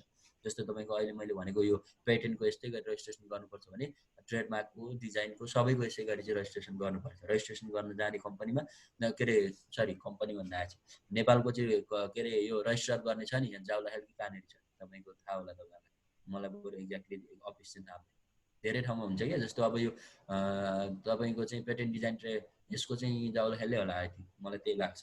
तपाईँहरूलाई थाहा, यसको अफिस चाहिँ काठमाडौँमा कहाँनिर छ, त्यहाँ गएर यो नेपाल गभर्मेन्टबाट ऊ हो, त्यो त अब मान्यता प्राप्त के अरे त्यो गभर्मेन्टको अफिस नै हो क्या त्यो भने, त्यसले नै यसको चेक गर्ने भन्ने। अनि अब यसको के हुन्छ भने इन्फ्रिजमेन्ट गर्ने काम हुन्छ क्या। अब क्लेम गर्ने कुरा रह्यो क्या। यो चाहिँ के हो त भन्दाखेरि अब पेटेन्ट इन्फ्रिजमेन्ट क्लेम भनेर भन्छ यसलाई चाहिँ। अब पेटेन्टलाई इन्फ्रिजमेन्ट गर्छ नि मान्छेहरूले चाहिँ, त्यसलाई चाहिँ इलिगल रूपमा चाहिँ प्रयोग गरिदियो भने के गर्ने? अब यहाँनिर एउटा तपाईँहरूलाई क्वेसन रेज छ क्या। जस्तो अब उनीहरूले चाहिँ डाइरेक्ट इन्फ्रिजमेन्ट गर्यो, तपाईँको देखि डाइरेक्ट चाहिँ तपाईँले तपाईँको वस्तुलाई हुबहु चाहिँ इन्फ्रिज गरिदियो क्या। जस्तो विराजले बनाएको चिज जे थियो त्यही चिजको सिको गरेर फ्याट्टै उनीहरूले पनि बनाएर मार्केटमा त्यो नै बेच्न थाले भने पछाडि त्यसलाई डाइरेक्ट इन्फ्रिजमेन्ट भयो। यस्तो तरिकाको इन्फ्रिजमेन्ट एउटा हुन्छ। अर्को इन्डाइरेक्ट इन्फ्रिजमेन्ट हुन्छ। इन्डाइरेक्ट इन्फ्रिजमेन्ट भने चाहिँ के हो भन्नुहुन्छ भने जस्तो त्यो चिजबाट चाहिँ सहायक क्या, त्यस्तै मोडलको अलिकति त्यसलाई कम्पिट गर्ने त्यस्तो खालको चाहिँ तपाईँको चाहिँ एउटा त्यही चिजको कम्पोजिसनबाट चाहिँ उनीहरूले बनाइदियो, निकालेर बनाइदियो भन्यो भने त्यो पनि इन्डाइरेक्ट तपाईँको चाहिँ एउटा ऊ देखिन्छ क्या। भन्न खोजेको मतलब एक्ज्याक्ट कपी चाहिँ लिटरल इन्फ्रिजमेन्ट भइहाल्यो होइन। अब डाइरेक्ट इन्फ्रिजमेन्ट भनेको making, using, selling, typing to sell, यो कुरा भइहाल्यो। अब मुख्य रूपमा तपाईँको चाहिँ यो इन्डाइरेक्ट इन्फ्रिजमेन्टमा चाहिँ सिमिलर टु द्याट क्या, डक्ट्रिन अफ द इक्विभ्यालेन्ट इन्फ्रिजमेन्ट भन्छ त्यसलाई चाहिँ, कुरा बुझ्नुभयो नि हो। अब यस्तो खालको इन्फ्रिजमेन्टहरू चाहिँ पाइन्छ, त्यो चाहिँ अब लिगल बेसिस भयो होइन। अनि पेटेन्टको चाहिँ यस्तो खालको इन्फ्रिजमेन्ट पाइन्छ। अब यसमा चाहिँ तपाईँको डिफेन्स गर्न उसलाई लगाउँछ। डिफेन्स गर्न लाउँदा काम मैले बनाएकै होइन, यो त मेरो आफ्नो नोभल्टी हो, यो त मैले नयाँ तरिकाको क्रिएसन गरेको, यसमा मैले इन्फ्रिज नै गरेको छैन होइन। यसमा चाहिँ तपाईँको चाहिँ मेरो केही पनि छैन, मलाई लाइसेन्सिङ छ वा चाहिँ के अरे यसको एक्सपेरिमेन्टल चाहिँ युजको लागि मैले गरे हो भनेर उसले चाहिँ विभिन्न किसिमका चाहिँ मैले यो पेटेन्टको मिसयुज नै गरेको छैन भन्ने हिसाबले चाहिँ तपाईँको उसले डिफेन्स गर्छ। किन तैँले चाहिँ यसरी इन्फ्रिज गरिस् भनेर जब मुद्दा पर्छ, मुद्दा परे पछाडि तपाईँको उसले त्यसरी डिफेन्स गर्छ। अनि डिफेन्स गरिसके पछाडि पनि उसको कुरामा चाहिँ प्रुफ देखिएन भने अनि त्यस पछाडि रिमेडिज चाहिँ दिन्छ। जो पेटेन्ट जस्तो विराजको मैले इन्फ्रिज गरेको रहेछु भने अब विराजले चाहिँ के गर्छ त भने रिमेडिजको लागि चाहिँ अब कोर्टमा गइसकेपछि कोर्टले कस्तो दिन्छ त भन्दा अब मोनिटरी ड्यामेज कति भएको छ त्यो बराबरको दिनुपर्छ। अनि त्यस पछाडि इन्जङ्सनहरू चाहिँ गर्नु पर्यो होइन। अब तपाईँको चाहिँ त्यस्तो खालको चाहिँ फर्दर चाहिँ अब भविष्यमा त्यो नगर्ने खालको एउटा चाहिँ सिचुएसन गर्नु पर्यो। अनि त्यसलाई चाहिँ सल्भ गर्न जस्तो उ र म बिचमा विवाद मिलाउनु पर्यो भने ल अब यो यस्तो यस्तो भयो, यति यति कुराहरू छ, यसरी मिलाउँ भनेर अल्टरनेटिभ डिस्प्युट रेजोल्युसनको मेथडबाट पनि हामीले चाहिँ रिमेडिजहरू प्राप्त गर्न सकिन्छ। नेपालको केसमा तपाईँको चाहिँ पेटेन्टको यदि तपाईँले चाहिँ भाइलेसन गर्नुभएको छ, कसैको पेटेन्ट राइटमा तपाईँले चाहिँ अधिकार जमाउनु भएको छ भने 500,000 रुपिसदेखि तपाईँको चाहिँ 250 भनेपछि 50,000देखि तपाईँको चाहिँ 2,50,000सम्मको जरिवाना चाहिँ तपाईँको चाहिँ छ नेपालको केसमा चाहिँ है। अब यो चाहिँ तपाईँले बुझ्नुपर्ने के हो त भन्दाखेरि अनि उसँग भएको जति पनि सामानहरू छ त्यो चाहिँ जफत गर्ने भन्ने कुरा हो। यो चाहिँ नेपालको पेटेन्टसँग रिलेटेड। यदि कसैले पनि तपाईँको चाहिँ भाइलेसन गरेको छ, कसैको पेटेन्ट राइट भाइलेसन गरेको छ भने यो चाहिँ नेपालले लगाएको कानुन भयो है। यति कुरा बुझे पछाडि तपाईँले अब यो पेटेन्टसँग सम्बन्धित जति पनि कुराहरू छ, फर्म्स, यसको चाहिँ क्लेम गर्ने तरिका होइन, अब तपाईँको चाहिँ कति के हो, कसरी गर्ने हो भन्ने कुरा लगभग तपाईँले लेख्नुहुन्छ। र पेटेन्टमा पनि तपाईँको चाहिँ पेटेन्टका कस्तो कस्तो तरिकाले पेटेन्टबाट अनरसिप प्राप्त गर्ने रहेछ, तपाईँको चाहिँ के अरे पेटेन्ट पनि तपाईँको चाहिँ नेपालको कानुनमा कसरी छ, पेटेन्टको प्रकारहरू भनेर युटिलिटी पेटेन्ट र डिजाइन पेटेन्ट भनेर दुईवटा पेटेन्टको बारेमा राखेको छ। इन्टरनेसनल कन्भेन्सनमा तपाईँको पेरिस कन्भेन्सन 1883को पेरिस कन्भेन्सनले यसमा काम गर्छ, किनकि यो इन्डस्ट्रियल इन्टेलेक्चुअल प्रपर्टी भएको कारणले इन्टेलेक्चुअल प्रपर्टीको चाहिँ फर्म हुन्छ, फर्ममा चाहिँ यो चाहिँ इन्डस्ट्रियल प्रपर्टी भएको कारणले चाहिँ त्यतापट्टिबाट यसलाई सोच्नुपर्छ। यो भयो तपाईँको चाहिँ पेटेन्टको कुरा है। पेटेन्टमा तपाईँले यति कुरा चाहिँ नर्मल्ली थाहा पाउनु पर्यो। अब हामी अलिकति इन्डस्ट्रियल डिजाइनको कुरा गर्दाखेरि सेक्सन 2B, अब त्यही हो, अघिको 2A मा पेटेन्टको बारेमा थियो भने 2B मा डिजाइनको बारेमा छ। यो चाहिँ नेपालको के अरे इन्डस्ट्रियल डिजाइन जो चाहिँ पेटेन्ट डिजाइन ट्रेडमार्क एक्ट 2022 को अनुसार तपाईँले हेर्नुभयो भने form or shape of any material manufacture in that manner भनेपछि डिजाइनमा के फरक रहेछ। यो डिजाइन भने चाहिँ के हो, फर्म अर सेप, आकार र यसको चाहिँ वस्तु क्या, कस्तो खालको आकारमा हुन्छ वस्तु। जस्तो फर्म अर सेपको विषयमा कुरा गर्दाखेरि तपाईँको चाहिँ नयाँ खालको फर्म हुनु पऱ्यो क्या, नयाँ खालको त्यसको सेप हुनु पऱ्यो क्या, ताकि त्यो चाहिँ इन्डस्ट्रियल डिजाइनमा काम लाग्छ, इन्डस्ट्रियल डिजाइन मानिन्छ त्यसको। यो चाहिँ त्यस्तो खालको इन्टेलेक्चुअल। जस्तो सेप भनेको ठ्याक्कै कसरी मैले भनौँ भने जस्तो यो ल्यापटपको सेप यस्तो हुने भनेर सुरुमा कसले बनायो होइन, त्यसको तपाईँको चाहिँ एउटा यो चाहिँ उसको कुरा गर्न खोजेको। अब यसमा मैले तपाईँलाई अलिअलि कुराहरू जस्तै जोडेँ भने डिजाइनको कुरामा जस्तो माउस, ल माउसको कुरा गरौँ। यो ल्यापटपमा यस्तो माउस यस्तो सेपको हुने भनेर कसले बनायो?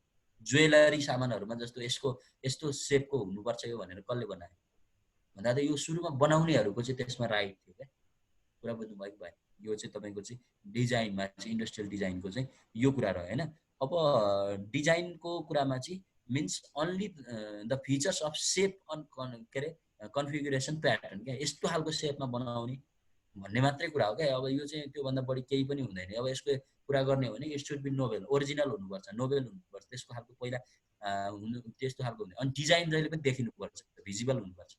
तपाईँहरूलाई लाग्छ कहिलेकाहीँ अब यो हेर्नुहोस् त ल, यो के अरे तपाईँको चाहिँ यो देखिन्छ नि त, डिजाइन त देखिनु पऱ्यो नि त, कस्तो डिजाइनमा बनाउने भन्ने कुरा देखिनु परेन त। प्याटेन्ट डिजाइन के अरे पेटेन्ट सधैँ तपाईँको चाहिँ त्यो त क्रिएसन हो, यो त नयाँ इन्भेन्सन हो, नयाँ प्रकारको उपलब्धि हो होइन। त्यो त कुनै फर्ममा हुनसक्छ। तर डिजाइन भनेको के हो त फेरि कस्तो खालको इन्टेलेक्चुअल प्रपर्टी हो त भन्दाखेरि डिजाइन भनेको त कसैको इन्टेलेक्चुअल माइन्डले बौद्धिक रूपमा चाहिँ उसले उपज गरेको कुनै एउटा यस्तो खालको सेप भनेर उत्पादन गरेको चिज हो नि, यस्तो सेपमा भनेर उत्पादन गरेको हो नि त।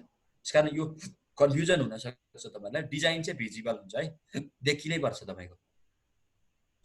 अनि there should be no prior publication of the disclosure of the design. बिना तपाईँको चाहिँ पब्लिकेसन गरी, तपाईँको चाहिँ बिना रजिस्ट्रेसन गरी त्यसलाई पब्लिकेसन गर्नु हुँदैन भन्ने यसको हो। यो नन अभियस, यो पहिला यस्तो बनाउनु भएको, यस्तो बनिएको हुनु भएन भन्ने खालको चाहिँ डिजाइनमा कुरा आउँछ होइन। अब design must be apply to the article. कुनै पनि वस्तुमा चाहिँ डिजाइन प्रयोग भएको हुनुपर्छ होइन। अब नत्र भने त त्यो डिजाइनको के मतलब भयो होइन।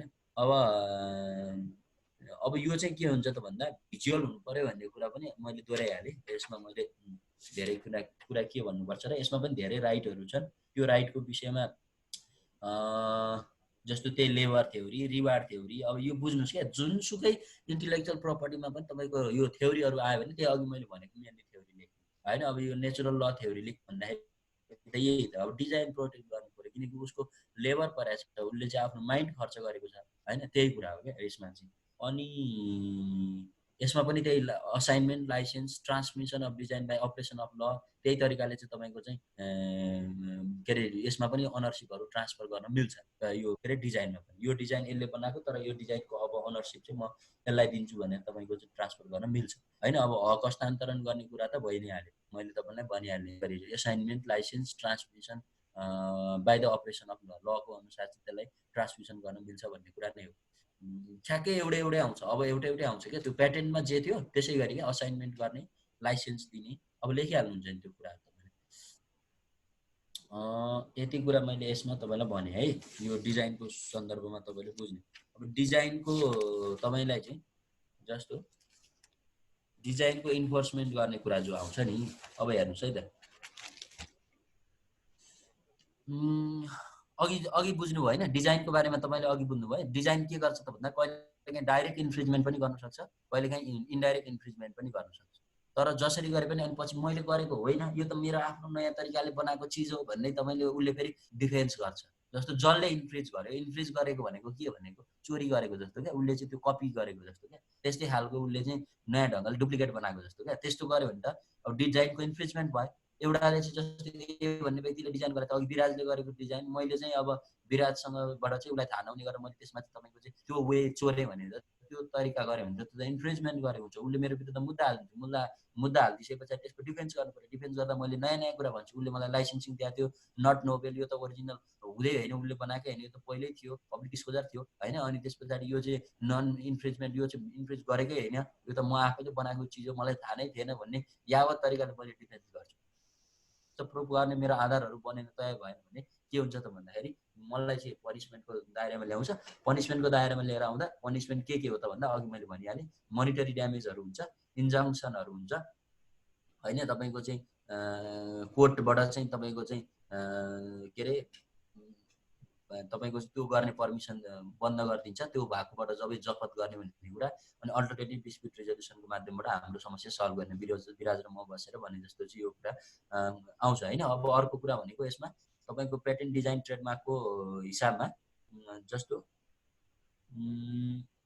यसमा एउटा कुरा भनेको छ, जस्तो यस ऐन बमोजिम दर्ता गरेको पेटेन्टमा डिजाइनको के अरे डिजाइनको दर्तावालाको वास्तविक रूपमा सहनु परेको नोक्सानीको उचित रकम सो उल्लङ्घन गर्ने व्यक्तिबाट दर्तावाला विभागले हर्जनाको रूपमा भराइदिनु पर्नेछ भनेर चाहिँ यसले ठ्याक्कै यसरी भनेको छ। अब तपाईँको चाहिँ उसले त्यो बापतको जति डिजाइनको बापतको उसलाई लस भएको छ त्यो हिसाबले उनीहरूले एउटा इभ्यालुएसन गरेर चाहिँ त्यो बराबरको चाहिँ दिन्छन् भन्ने कुरा हो यसको होइन। अनि अरू त यसको त्यही नै हो, अहिलेको मैले के भने यसको पनि त्यही नै छ, त्योभन्दा बढी केही पनि छैन। ल यो तपाईँको डिजाइनको कुरा भयो है।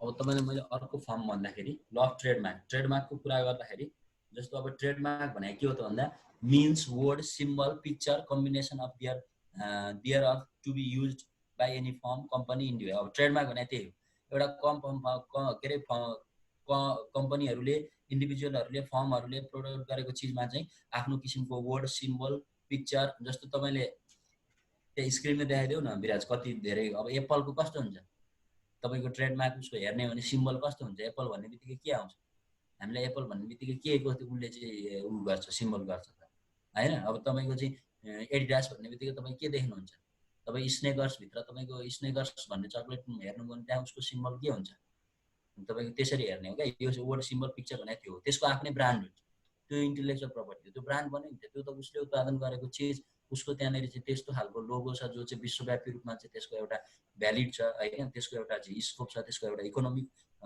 ऊ छ भनेदेखि अब यहाँ ट्रेडमार्कको आइहाल्यो, रजिस्टर्ड ट्रेडमार्क भनेर चाहिँ एउटा त्यो आउँछ। उ त्यहाँ हेर्नुहोस् त ल, फिडेक्सको भनेर कस्तो आएको छ ल, डेल भन्यो भने कस्तो तपाईँले चाहिँ ट्रेडमार्क देख्नुहुन्छ, उसको मार्क हो नि त्यो भने होइन। अब चाहिँ ऊ एप्पलको यहाँ एडिडासको कस्तो छ, एडिडास देखाएको छ नि, द नर्थ फेसको कस्तो छ होइन। त्यही भएर यसले के भने त भन्दा ट्रेडमार्क भनेको चाहिँ वर्ड हो, सिम्बल हो, त्यहाँ सिम्बल पनि छ, अब स्याउ जस्तो छ, कुनैमा वर्ड पनि छ। एडिडास भन्ने ठाउँमा एडिडास लेखेको छ नि होइन, अब एडिडासमा त के अरे एडिआइडिएएस भनेर लेखेको छ। पिक्चर, अब पिक्चर पनि त हो नि त, यो हामीले देख्न सक्दैनौँ। अब ट्रेडमार्क नदेख्ने भन्ने कुरो हुन्छ त नदिएर, अब सबैको कम्बिनेसन पनि त छैन त हो, यसैलाई चाहिँ तपाईँको ट्रेडमार्क भनेर भन्छ। Service to distinguish then the product service, अब यो डिस्टिङ्ग्युस गर्न अरूभन्दा फरक देखाउनको लागि यस्तो ट्रेडमार्क चाहिँ छ। जस्तो यो चाहिँ 2 को सीमा भनेको छ भनेपछि अहिले पेटेन्ट 2 को एमा, डिजाइन 2 को बीमा र ट्रेडमार्क चाहिँ 2 को सीमा। यसरी पेटेन्ट डिजाइन ट्रेडमार्क एक्ट 2022 अनुसार चाहिँ त्यसलाई परिभाषा गरिएको छ होइन।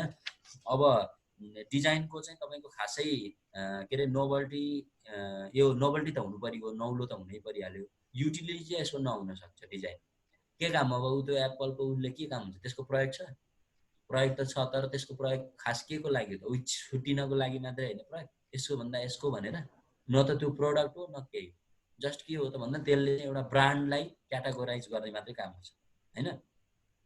मेन त्यही हो, इट मस्ट बी मार्क, यसमा मार्क हुनु पऱ्यो, it must be different from other, यो अरूभन्दा फरक हुनु पऱ्यो, it must be use in trade, यसलाई ट्रेडमा प्रयोग गरेको हुनु पऱ्यो। जस्तो डेल भनेपछि त्यो ट्रेडमा चाहिँ यसलाई उ गर्नु पऱ्यो, थ्योरीहरू छ त्यो थ्योरी सबै त्यही हो, अब मैले त्यो भनिराख्नु पऱ्यो।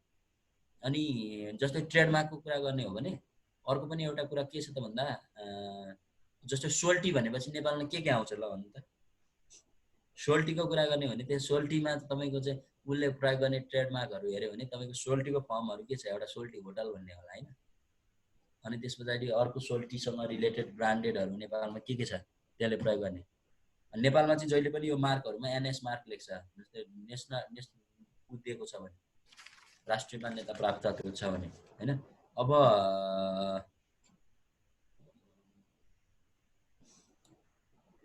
तपाईँलाई कहिलेकाहीँ चाहिँ ट्रेडमार्कको टाइप्स भनेर सोध्न सक्छ होइन। जस्तो जेनेरिक ट्रेडमार्क भनेर भन्छ, जेनेरिक मार्क भन्यो भने के बुझ्नुहुन्छ तपाईँले भन्नुहोस् त, जेनरल मार्क भन्यो भने के बुझ्नुहुन्छ। जस्तो जेनरलमा खास केही पनि हुँदैन, don't qualified for the protection, जस्तै सुज, जुत्ता भयो, जुत्तामा तपाईँको चाहिँ सामान्यतः there are common terms used in the name products or the service, for example a brand of called shoes, these marks do not qualified for the protection, त्यसलाई कुनै protection गर्न जरुरी नै छैन। डिस्क्रिप्टिभ मार्क्स होइन, डिस्क्रिप्टिभ मार्क्समा अलिकति हुन्छ फरक, जस्तो क्लिनिक प्लक्सहरू हेर्नुभयो भने त्यो चाहिँ एउटा डिस्क्रिप्टिभ के अरे डिस्क्रिप्टिभ हुन्छ। तपाईँको क्लिन प्लस भन्ने स्याम्पू छ भने त्यसले के गर्ने काम गर्छ तपाईँलाई ठ्याक्कै माइन्डमा के आउँछ भन्नुहोस् त, के अरे डिटर्जेन्ट्स भन्ने के अरे तपाईँको त्यो आउनु जस्तो अर्को पनि भनौँ न। अब यो के भन्छ सनस्लिक भन्ने बित्तिकै तपाईँको कपाललाई के भन्ने मेसेज जान्छ त्यसले, त्यो तपाईँले बुझिहाल्नु भने यस्तो हुन्छ क्या। डिस्क्रिप्टिभ मार्कको चाहिँ त्यस्तो खालको भ्यालु हुन्छ क्या। जस्तो अब हामी के अरे यो जस्तो भन्दा पनि हेड एन्ड सोल्जर भन्यो भने के हुन्छ, चाया हटाउने भन्ने स्याम्पू बुझिन्छ नि, त्यसको एउटा डिस्टिङ्टिभ मार्क छ क्या, बुढो बुझ्नु कि चाहिँ। अब जस्तो सजेस्टिभ मार्क भन्यो भने तपाईँको चाहिँ त्यसको आफ्नै फेरि अर्को छ, जस्तो नेटफ्लिक्सहरू फर द स्ट्रिमिङ सर्भिसको लागि होइन। फ्यान्सीफुल मार्कहरू भन्यो भने फ्यान्सीफुल, जस्तो एडिडासहरू भनेको फ्यान्सीफुल भयो क्या। अब बुझ्नु कि नाइक के अरे एनआइके निके भन्छ, नाइक के भन्छ, यिनीहरू भनेको अब के हो त भन्दा अलि फ्यान्सीफुल टाइपको भयो क्या। अनि आर्बिट्ररी भनेको अलिकति इलोजिकल मार्कहरू भन्यो भने क्यामेल भनेको खास के हो, होइन इलोजिकल मार्क दिन्छ। क्यामेल भनेको खास के हो? अर्कै चिज हो नि। हामीले बुझ्दा क्यामेल भनेको के बुझ्छौँ? एउटा एनिमलमा बुझ्ने होला नि। एप्पल भनेपछि हामी के बुझ्छौँ? स्याउ बुझ्छौँ। तर यहाँ मार्कको रूपमा यसलाई त के को रूपमा प्रयोग गरेको छ? एप्पल भनेको त जस्ट एउटा तपाईँको चाहिँ जस्तै उ त्यो आइफोनको चाहिँ एउटा चाहिँ सिम्बलको रूपमा राख्यो। अनि देख्नुभयो नि, भनेको यो चाहिँ के मार्क हो त भन्दा आर्बिट्रेरी मार्क। मार्क धेरै प्रकारका रहेछन्।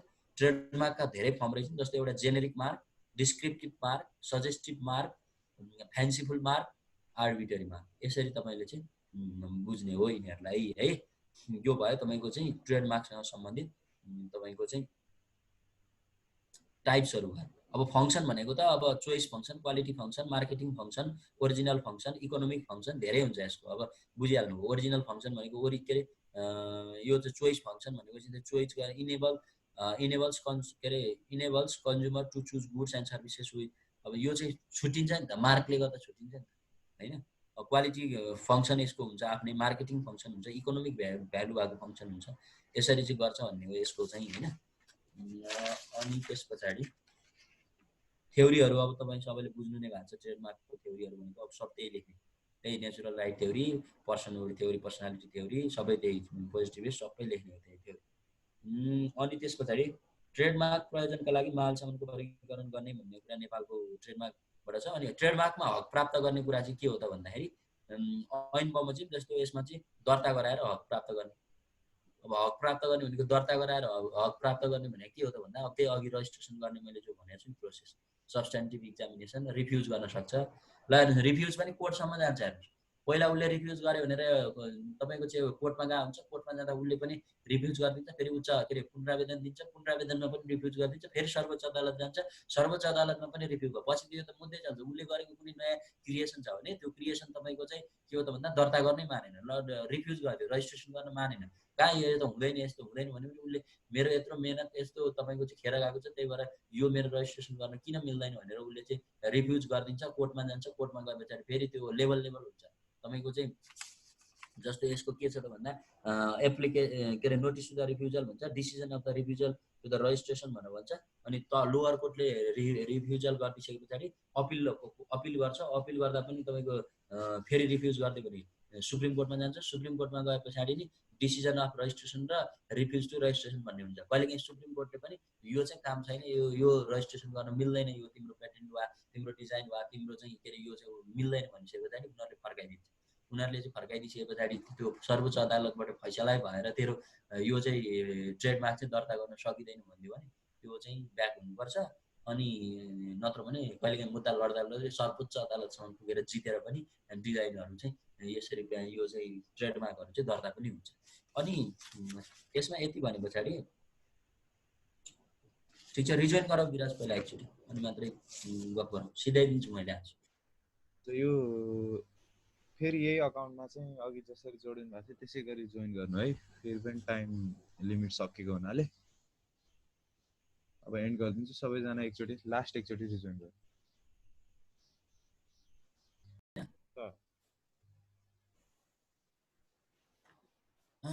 ल अब मैले ट्रेडमार्कमा भर्खर कुरा गर्दै थिएँ होइन। ट्रेडमार्कमा अब जस्तो ट्रेडमार्कको के छ त यसको प्रोसिडियर भन्दाखेरि जुन ट्रेडमार्क रजिस्ट्रेसन गराउने, ट्रेडमार्क प्राप्त गर्ने कुरा जुन मैले तपाईँलाई भनिहालेँ। अब ट्रेडमार्कको टर्म्स अफ ट्रेडमार्क गर्ने भने तपाईँको चाहिँ valid for a period of 7 years from the date of registration. Therefore when it is यो चाहिँ 7 yearsसम्म चाहिँ त्यही तपाईँको चाहिँ भ्यालिड हुने, त्यस पछाडि फेरि रिन्युड गर्नुपर्छ भन्ने कुरा नै हो ट्रेडमार्कमा पनि। ट्रेडमार्कको कुरामा जस्तो अब 35 दिनभित्र चाहिँ तपाईँको चाहिँ ऊ गराइसक्नुपर्छ, जस्तो रजिस्ट्रेसन रिन्युअल गराइसक्नुपर्छ। त्यस पछाडि तपाईँको चाहिँ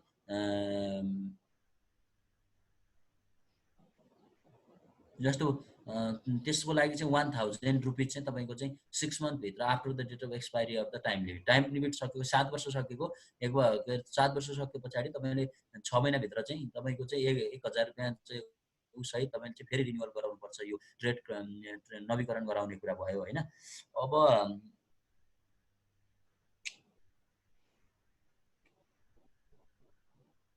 अनि एउटा कुरा के हो भने यो ट्रेडमार्कको चाहिँ समय अवधिको कुरा गरे के अरे तपाईँको चाहिँ कस्तो हुन्छ भन्नुहुन्छ भने यसको अलिक नौलो कुरा छ किनभने ट्रेडमार्क जति समयसम्म भए पनि केही फरक पर्दैन।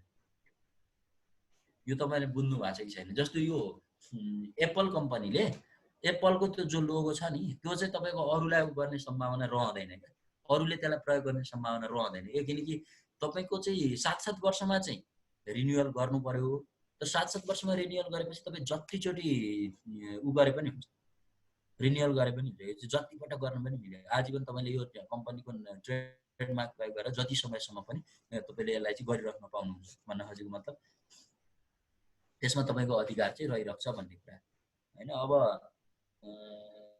यसको अब अनरसिप कसरी ट्रान्सफर हुन्छ भन्दा तपाईँले थाहा पाइहाल्नुभयो, असाइनमेन्टको मद्दतबाट ट्रेडमार्कको लाइसेन्सिङ दियो भने गर्न मिल्यो।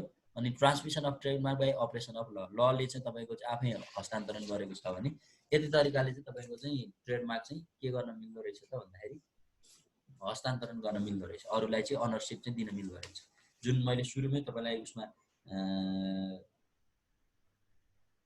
भनिसकेको छु, सुरुमै है पेटेन्टमै भनिसकेको छु यो कुरा। अब रह्यो कपिराइट। कपिराइट भनेको राइट टु कपी, ठ्याक्कै बुझ्नुहोस्। तपाईँको त्यसमा कपी गर्ने राइट छ भने त्यो तपाईँको कपिराइट।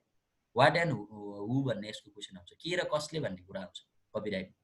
के गर्ने कसले गर्ने, कसले गर्ने भन्दा अब यसको जसले त्यसलाई क्रिएट गरेको छ त्यो हो होइन। कपिराइट भनेको एउटा important branch of intellectual property हो। वाइड रेन्ज अफ वर्क आउँछ यसमा चाहिँ होइन। तपाईँको चाहिँ यसमा जस्तो यसलाई चाहिँ के अरे उ गर्नको लागि, जस्तो इक्जाम्पलको लागि यसमा बुक, मुभी, पिक्चर, सङहरू भनेको कपिराइटभित्र आउने कुरा है। अनि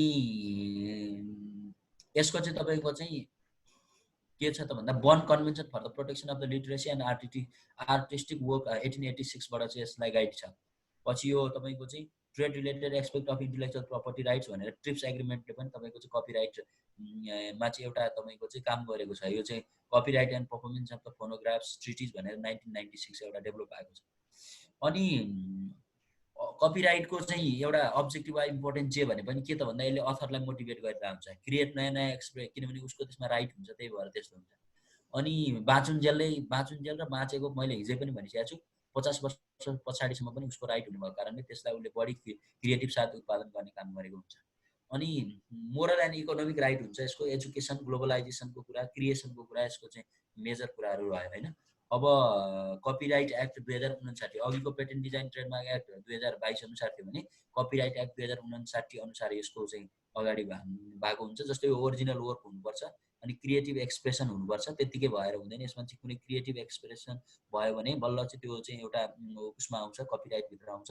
अनि कपिराइटभित्र फोटोजन्य कुरा, कम्प्युटरका प्रोग्राम, आर्टिकल के अरे आर्किटेक्चरल डिजाइनको कुरा होइन, श्रव्य दृश्य रचनाहरू, किताब, पर्चा, लेख, शोधपत्र, यस्ता कुराहरू चाहिँ यसमा आउँछ होइन।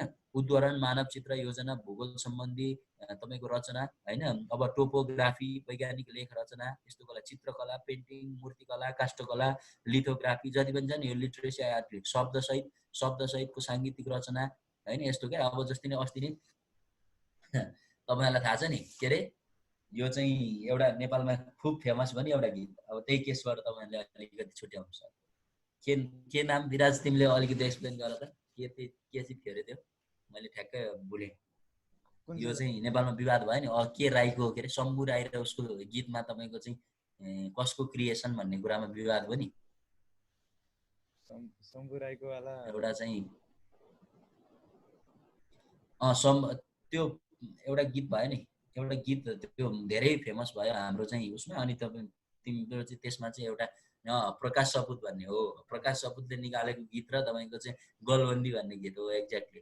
अनि त्यहाँ लेखिदिनु भयो हाम्रो राजीव पाण्डेजीले सहयोग गर्नुभएको छ। अनि के अरे त्यसमा चाहिँ यही कुरा भयो क्या, विवाद भयो क्या। अब कपिराइट कसको त, अब उसको गीत छ। अब प्रकाश सपुत के भन्छ, प्रकाश सपुतले निकाल्यो के अरे त्यो शम्भु राईले पहिले नै यो गीत चाहिँ मैले उ गरिसकेको थिएँ भन्ने खालको दुइटाको त्यहाँ चाहिँ विवाद चाहिँ एकदम चर्क्यो। चर्किसके पछाडि के हो त भन्दा त्यसको ओरिजिनल क्रिएसन चाहिँ कसलाई भन्दा शम्भु राईलाई गयो पछि मुद्दा चलिसके पछाडि। अनि त्यसको इकोनोमिक भ्यालु चाहिँ कसले पाउने त भन्दा प्रकाश सपुतले पाउने। यसरी त्यो विषयलाई सेटल गरिएको थियो क्या। भन्न खोजेको मतलब के हो त भन्दा ओरिजिनल वर्क चाहिँ कसले गरेको हो, त्यसमा ओरिजिनल त्यसमा चाहिँ शब्द रचना कसले गरेको थियो, वा चाहिँ त्यो गीत चाहिँ कसले चाहिँ पहिले नै उ गरिसकेको थियो, भन्ने कुरा जब आउँदाखेरि अब उसले प्रकाश सपुतले पनि यतापट्टि अब त्यत्रो गीत उसको नाममा गरेर त्यत्रो फेमस भएर देशव्यापी ऊ भइसक्यो, अब त्यसको एउटा इकोनोमिक ऊ छ, त्यही लास्टमा चाहिँ त्यही हो क्या, इकोनोमिक एउटाले लियो त्यसरी चाहिँ सहमति गरे क्या, नेगोसिएसन त्यसरी चाहिँ भएको क्या। अनि अर्को यो हाम्रो एउटा ऊ छ नि कालीप्रसाद बास्कोटाको चाहिँ यो नेपाली गीत छ नि अहिले भर्खर निकालेको त्यो लेटेस्ट त्यो चाहिँ फ्रेन्च गीतबाट लिएको रहेछ भन्ने कुरा छ। त्यसलाई होइन त्यो कुरा त गर्दै गएपछि पत्ता लागिहाल्छ। तिम्रो भक्तराज आचार्यको पनि अहिले हेर नि, त्यो उनीहरूको दुईवटा छोराहरू चाहिँ तिम्रो चाहिँ उनीहरूको गीतलाई बङ्गाएर यो गरेर त्यो गर्यो भनेर तिम्रो चाहिँ नेपाल आइडलसँग पनि अस्ति रुष्टा थियो नि त। यो त यस्तो यो चिजहरूसँग त तिम्रो चाहिँ मिसयुज गर्ने चान्स हुन्छ क्या, जसले जति भने पनि तिम्रो गीतका टुक्राहरू चाहिँ अब चाहिँ उहाँ चाहिँ के अरे लता मङ्गेशरका गीतहरू चाहिँ लिएर आएर तिम्रो चाहिँ अहिलेका ती मोडर्न आइटम सङहरूमा लिएर आएर हालिदिन्छ। अनि तिम्रो चाहिँ त्यस्तो गर्दाखेरि अनि उनीहरूले रिसाउने, उनीहरूले चाहिँ त्यो ब्याक गर्न लगाउने, हटाउन लगाउने सम्भावना रहन्छ क्या। अब त्यो मिसयुज चाहिँ त्यसरी गर्नु भएन। तर पछि चाहिँ सम्मान हुने हिसाबले जो 50 वर्ष पछाडि पनि जो ओरिजिनल क्रिएटर हो त्यो क्रिएट गर्ने मान्छे मरेको 50 वर्ष पछाडिसम्म पनि तपाईँ 50 वर्ष पछाडिसम्म पनि सम्मानजनक रूपमा चाहिँ त्यसलाई प्रयोग गर्ने भन्ने हुन्छ क्या। त्यसमा कसैको सिन्डिकेट नभए अहिले त अब भक्तराजहरूको गीतहरूमा जो पाए त्यसले उसको ऊ बिना अब उसको हायरको जो छोराहरू छ उनीहरूको के अरे एग्रिमेन्ट बिना सहमति बिना कसैले पनि त्यसलाई चाहिँ मिसयुज गर्न पाउँदैन होइन। अब यस्तो नेचरको हुन्छ क्या यो चाहिँ। अनि जोइन्ट अनरसिप छ भने पनि जोइन्ट अनरसिप जस्तो तिम्रो र मेरो कुनै एउटा चाहिँ फिल्म रहेछ हामीले क्रिएट गरेको वा कुनै वा चाहिँ केही गरेको हाम्रो एउटा क्रिएसन रहेछ, अब म र तिमीमा चाहिँ दुईजनाको अनरसिप रहेछ भने म मरेर केही पनि हुँदैन क्या। जस्तो तिमी बाँचुन्जेलसम्म त्यो काउन्टै हुन्न, तिमी पनि मरिसके पछाडि चाहिँ बल्ल त्यसबाट 50 वर्ष काउन्ट हुन्छ क्या जोइन्ट अनरसिपमा चाहिँ। त्यस्तो हुन्छ बुझ्यौ नि। भने पछाडि यो लामो समयसम्म चाहिँ अथरकै हातमा चाहिँ यो धेरै हुने भएको कारणले नयाँ नयाँ क्रिएटिभिटीहरू चाहिँ धेरै यो कपिराइटसँग सम्बन्धित चाहिँ बनिरहन्छन् क्या। किनकि लामो समयसम्म हुन्छ नि। जस्तो पेटेन्ट डिजाइनहरूतिर हेऱ्यौ भने त्यहाँनिर त के हुन्छ, जम्मा चाहिँ तिम्रो छोटो समयलाई चाहिँ तिम्रो त्यसमा चाहिँ आफ्नो अनरसिपहरू हुन्छ होइन। अब 21 वर्षमा त पेटेन्टको राइट त सिद्धिन्छ, एक्सक्लुसिभ राइट त। त्यसपछि त आम रूपमा जो जनमानिसले चाहिँ प्रयोग गरिरहेको हुन्छ, त्यस कारणले त्यसमा तिम्रो अनरसिप रहँदैन हुने। कपिराइटहरूको केसमा चाहिँ त्यस्तो हुने भएको कारणले अनि कपिराइटमा चाहिँ बढी सेन्सिटिभ कुराहरू छ क्या। लिटरेसी वर्कहरू, ड्रामेटिक वर्कहरू, म्युजिकल वर्कहरू, आर्टिस्टिक वर्कहरू, सिनेमाटोग्राफी फिल्महरू, साउन्ड रेकर्डिङहरूको कुरा आउँछ। यसमा चाहिँ मोरल एन्ड इकोनोमिक राइटको कुरा आउँछ होइन। इकोनोमिक राइट पनि उत्तिकै हुन्छ, मोरल राइट पनि यसमा त्यत्तिकै जोडिएर आएको हुन्छ। यो हामीले बुझ्नुपर्ने कुरा। अब यसलाई चाहिँ हाम्रो कपिराइट एक्ट त्यसले चाहिँ गाइड गरेको छ भन्ने कुरा पनि बुझ्नु पऱ्यो। अनि यसको पनि तिम्रो चाहिँ एक्सर्साइज गर्ने कपिराइट अनरले नै हो। अहिले मैले भनेको कुराहरू नै मेजर यसको कुराहरू आउँछ होइन। अब जस्तो यसमा पनि कम्पलसरी लाइसेन्सिङको कुराहरू आउन सक्छ। कहिलेकाहीँ चाहिँ अनरले चाहिँ त्यसरी प्रोभाइड गर्नुपर्छ, कानुनगत हिसाबले नै प्रोभाइड गर्नुपर्ने भन्ने कुरा आउँछ। ट्रान्सफर अफ द कपिराइटको कुरा आउँदाखेरि अनि पर्मिट हुन्छ, फेयर युज गर्न दिने भन्ने हुन्छ होइन। इन्डस्ट्रियल एप्लिकेसनभन्दा बाहिर क्या। जस्तो त्यो कुराले व्यापार गर्नु भएन, एक कपी त गर्न पाइयो नि तिमीले। जस्तो अहिले मैले चाहिँ भिएन परन्जापेको जुरिस्प्रुडेन्स पढिरहेको छु भने मसँग त्यो बुक सर्टेज छ भने मैले पढ्नको लागि त्यसलाई एक कपी गर्न पाउने कि नपाउने, त्यसमा त कपिराइट लाग्दैन नि त। तर चाहिँ ल क्याम्पसका छेउमा चाहिँ दुनियाँ कसको बुकको चाहिँ फोटोकपी गरेर चाहिँ हजारौँ सङ्ख्यामा बेच्ने भइसके पछाडि त्यसरी चाहिँ रातारात चाहिँ तिनीहरू अब इन्डस्ट्रियल बेनिफिट लिएर आएछन् भने हो त्यो चाहिँ के हो त भन्दा मोरल क्वेसन भन्छ क्या। त्यसरी इकोनोमिक बेनिफिटको लागि चाहिँ गर्नु भएन भन्ने कुरा हो कपिराइट। एउटा दुईवटा कुनै पर्पजको लागि, नलेजको लागि होइन, कुनै कार्यक्रमको लागि तपाईँ कसैको चाहिँ त्यो उ गर्दैमा चाहिँ कपिराइट इन्फ्रिजमेन्ट भएको चाहिँ भन्न मिल्दैन होइन। अब कपिराइटमा पनि त्यस्तै आउँछ। कपिराइटमा चाहिँ जस्तो तपाईँको आफ्नै हुनु पऱ्यो, अन हुनु पऱ्यो, infringer accesses to the original work तपाईँको चाहिँ त्यसमा हुनु पऱ्यो, फ्याक्चुअल कपी मात्रै हो, सब्सटेन्सियल सिमिलारिटीको कमर्सियल एडभान्टेज। यस्तो तरिकाले गऱ्यो भने चाहिँ यो चाहिँ इन्फ्रिजमेन्टको कुरा आउँछ। हेर्नुहोस्, इन्फ्रिजमेन्ट हुनको लागि कमर्सियल एडभान्टेज, सब्सटेन्सियल सिमिलारिटीको कुराहरू चाहिँ जोडेको छ। अनि त्यही भएर अब उसले पछि चाहिँ डिफेन्स गर्छ। डिफेन्स गर्दाखेरि फेरि त्यही भन्छ, मैले चाहिँ यसमा चाहिँ केही पनि गरेको छैन, यो चाहिँ फेयर युज गरेको हो, यसको मैले कुनै व्यापार गर्नको लागि यसको कपी गरेको होइन।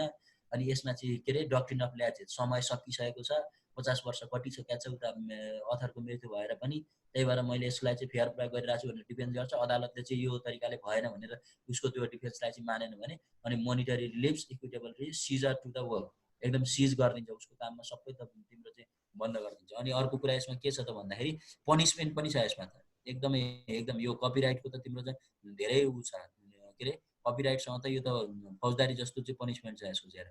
Such person shall be punish to fine with the sum of the 10,000 to the 100,000, 10,000 देखि 1 लाख जरिवाना र with the imprison for not taking 6 month, अब 6 महिनासम्मको चाहिँ सजायको निर्धारण गरेको छ यसले चाहिँ, इन्क्रिज गर्नेलाई चाहिँ सजाय नेपालको कानुन।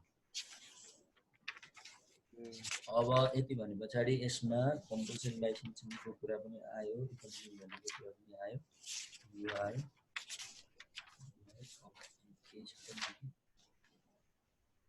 पेरिस कन्भेन्सन के अरे बन कन्भेन्सन अनुसारको कुरा भयो। ल मैले एउटा दुईटा यसमा नोट पठाइदिन्छु है, म अहिले नै गरेँ। कुन कुन चिजमा तपाईँलाई पठाउँदैछु भन्दै गर्छु। म फोटोकपीमा तपाईँलाई म के पठाइदिन लागेको छु भने तपाईँलाई इन्टरनेसनल कन्भेन्सनहरू, international historical development of intellectual property law भनेर जो चाहिँ छ यो तपाईँले थाहा पाइराख्नुहोस्। यति डिटेलमा त नसोध्ला होइन, त्यही पनि म अहिले यो तपाईँलाई नेपालको पनि पठाउँछु, विश्वको पनि पठाइदिन्छु है। फोटो खिच्दैछु। विराज तिमीले उ गर्नु है ग्रुपमा। मैले यहाँनिर एउटा historical development of intellectual property लको एउटा के गर्ने त भन्दा फोटो पठाउनु लागिरहेको छु। यो उसमा अब यति भइसके पछाडि क्वेसनहरू ट्याकल गर्न सक्नुहुन्छ क्या उहाँहरूले। बेसिक आइडिया भइसकेको छ। क्वेसन पढ न, अहिलेको क्वेसनको स्क्रिन सेयर गर्नु नि, ठ्याक्कै थाहा हुन्छ हामीले पढेहरूको कुरै आएको छ।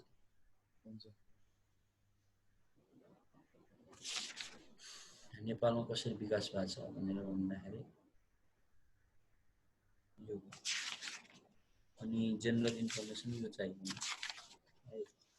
वर्ल्ड इन्टेलेक्चुअल प्रोपर्टी यो पनि चाहियो। यति यो मैले नेपाल र उसको इन्टरनेसनल कसरी चाहिँ यो गएको छ भन्नु, नत्र म त्यो ग्रुपमा हालिदिन्छु डाइरेक्ट है। ग्रुपमा हाल्नु, अनि ग्रुपबाट म उता त्यो गुगल ड्राइभमा हाल्छु। हुन्छ। यसले 20 सेकेन्ड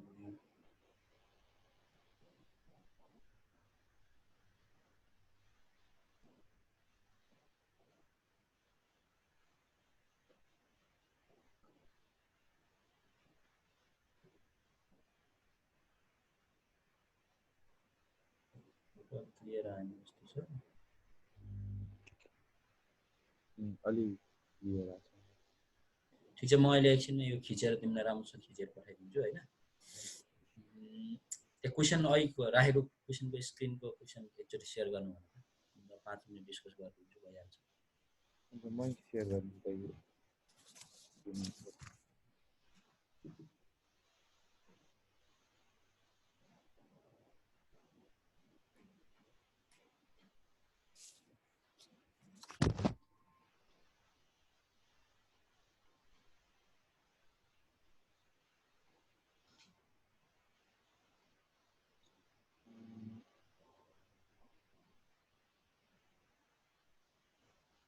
75 को रहेछ भाइ।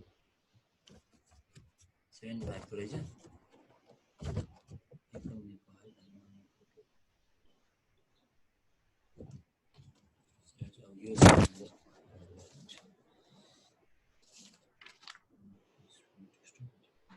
के छ त्यसमा क्वेसन अलिकति क्लियर भएन।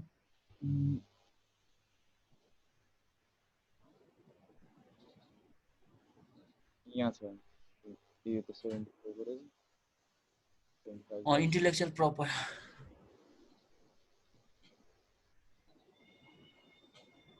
यो के भनेको छ त भन्दाखेरि how intellectual property right are acquired and terminated. अब तपाईँलाई यसमा प्रश्नमा यो प्रश्नमा कन्फ्युज होला त नहोला जस्तो लाग्छ मलाई।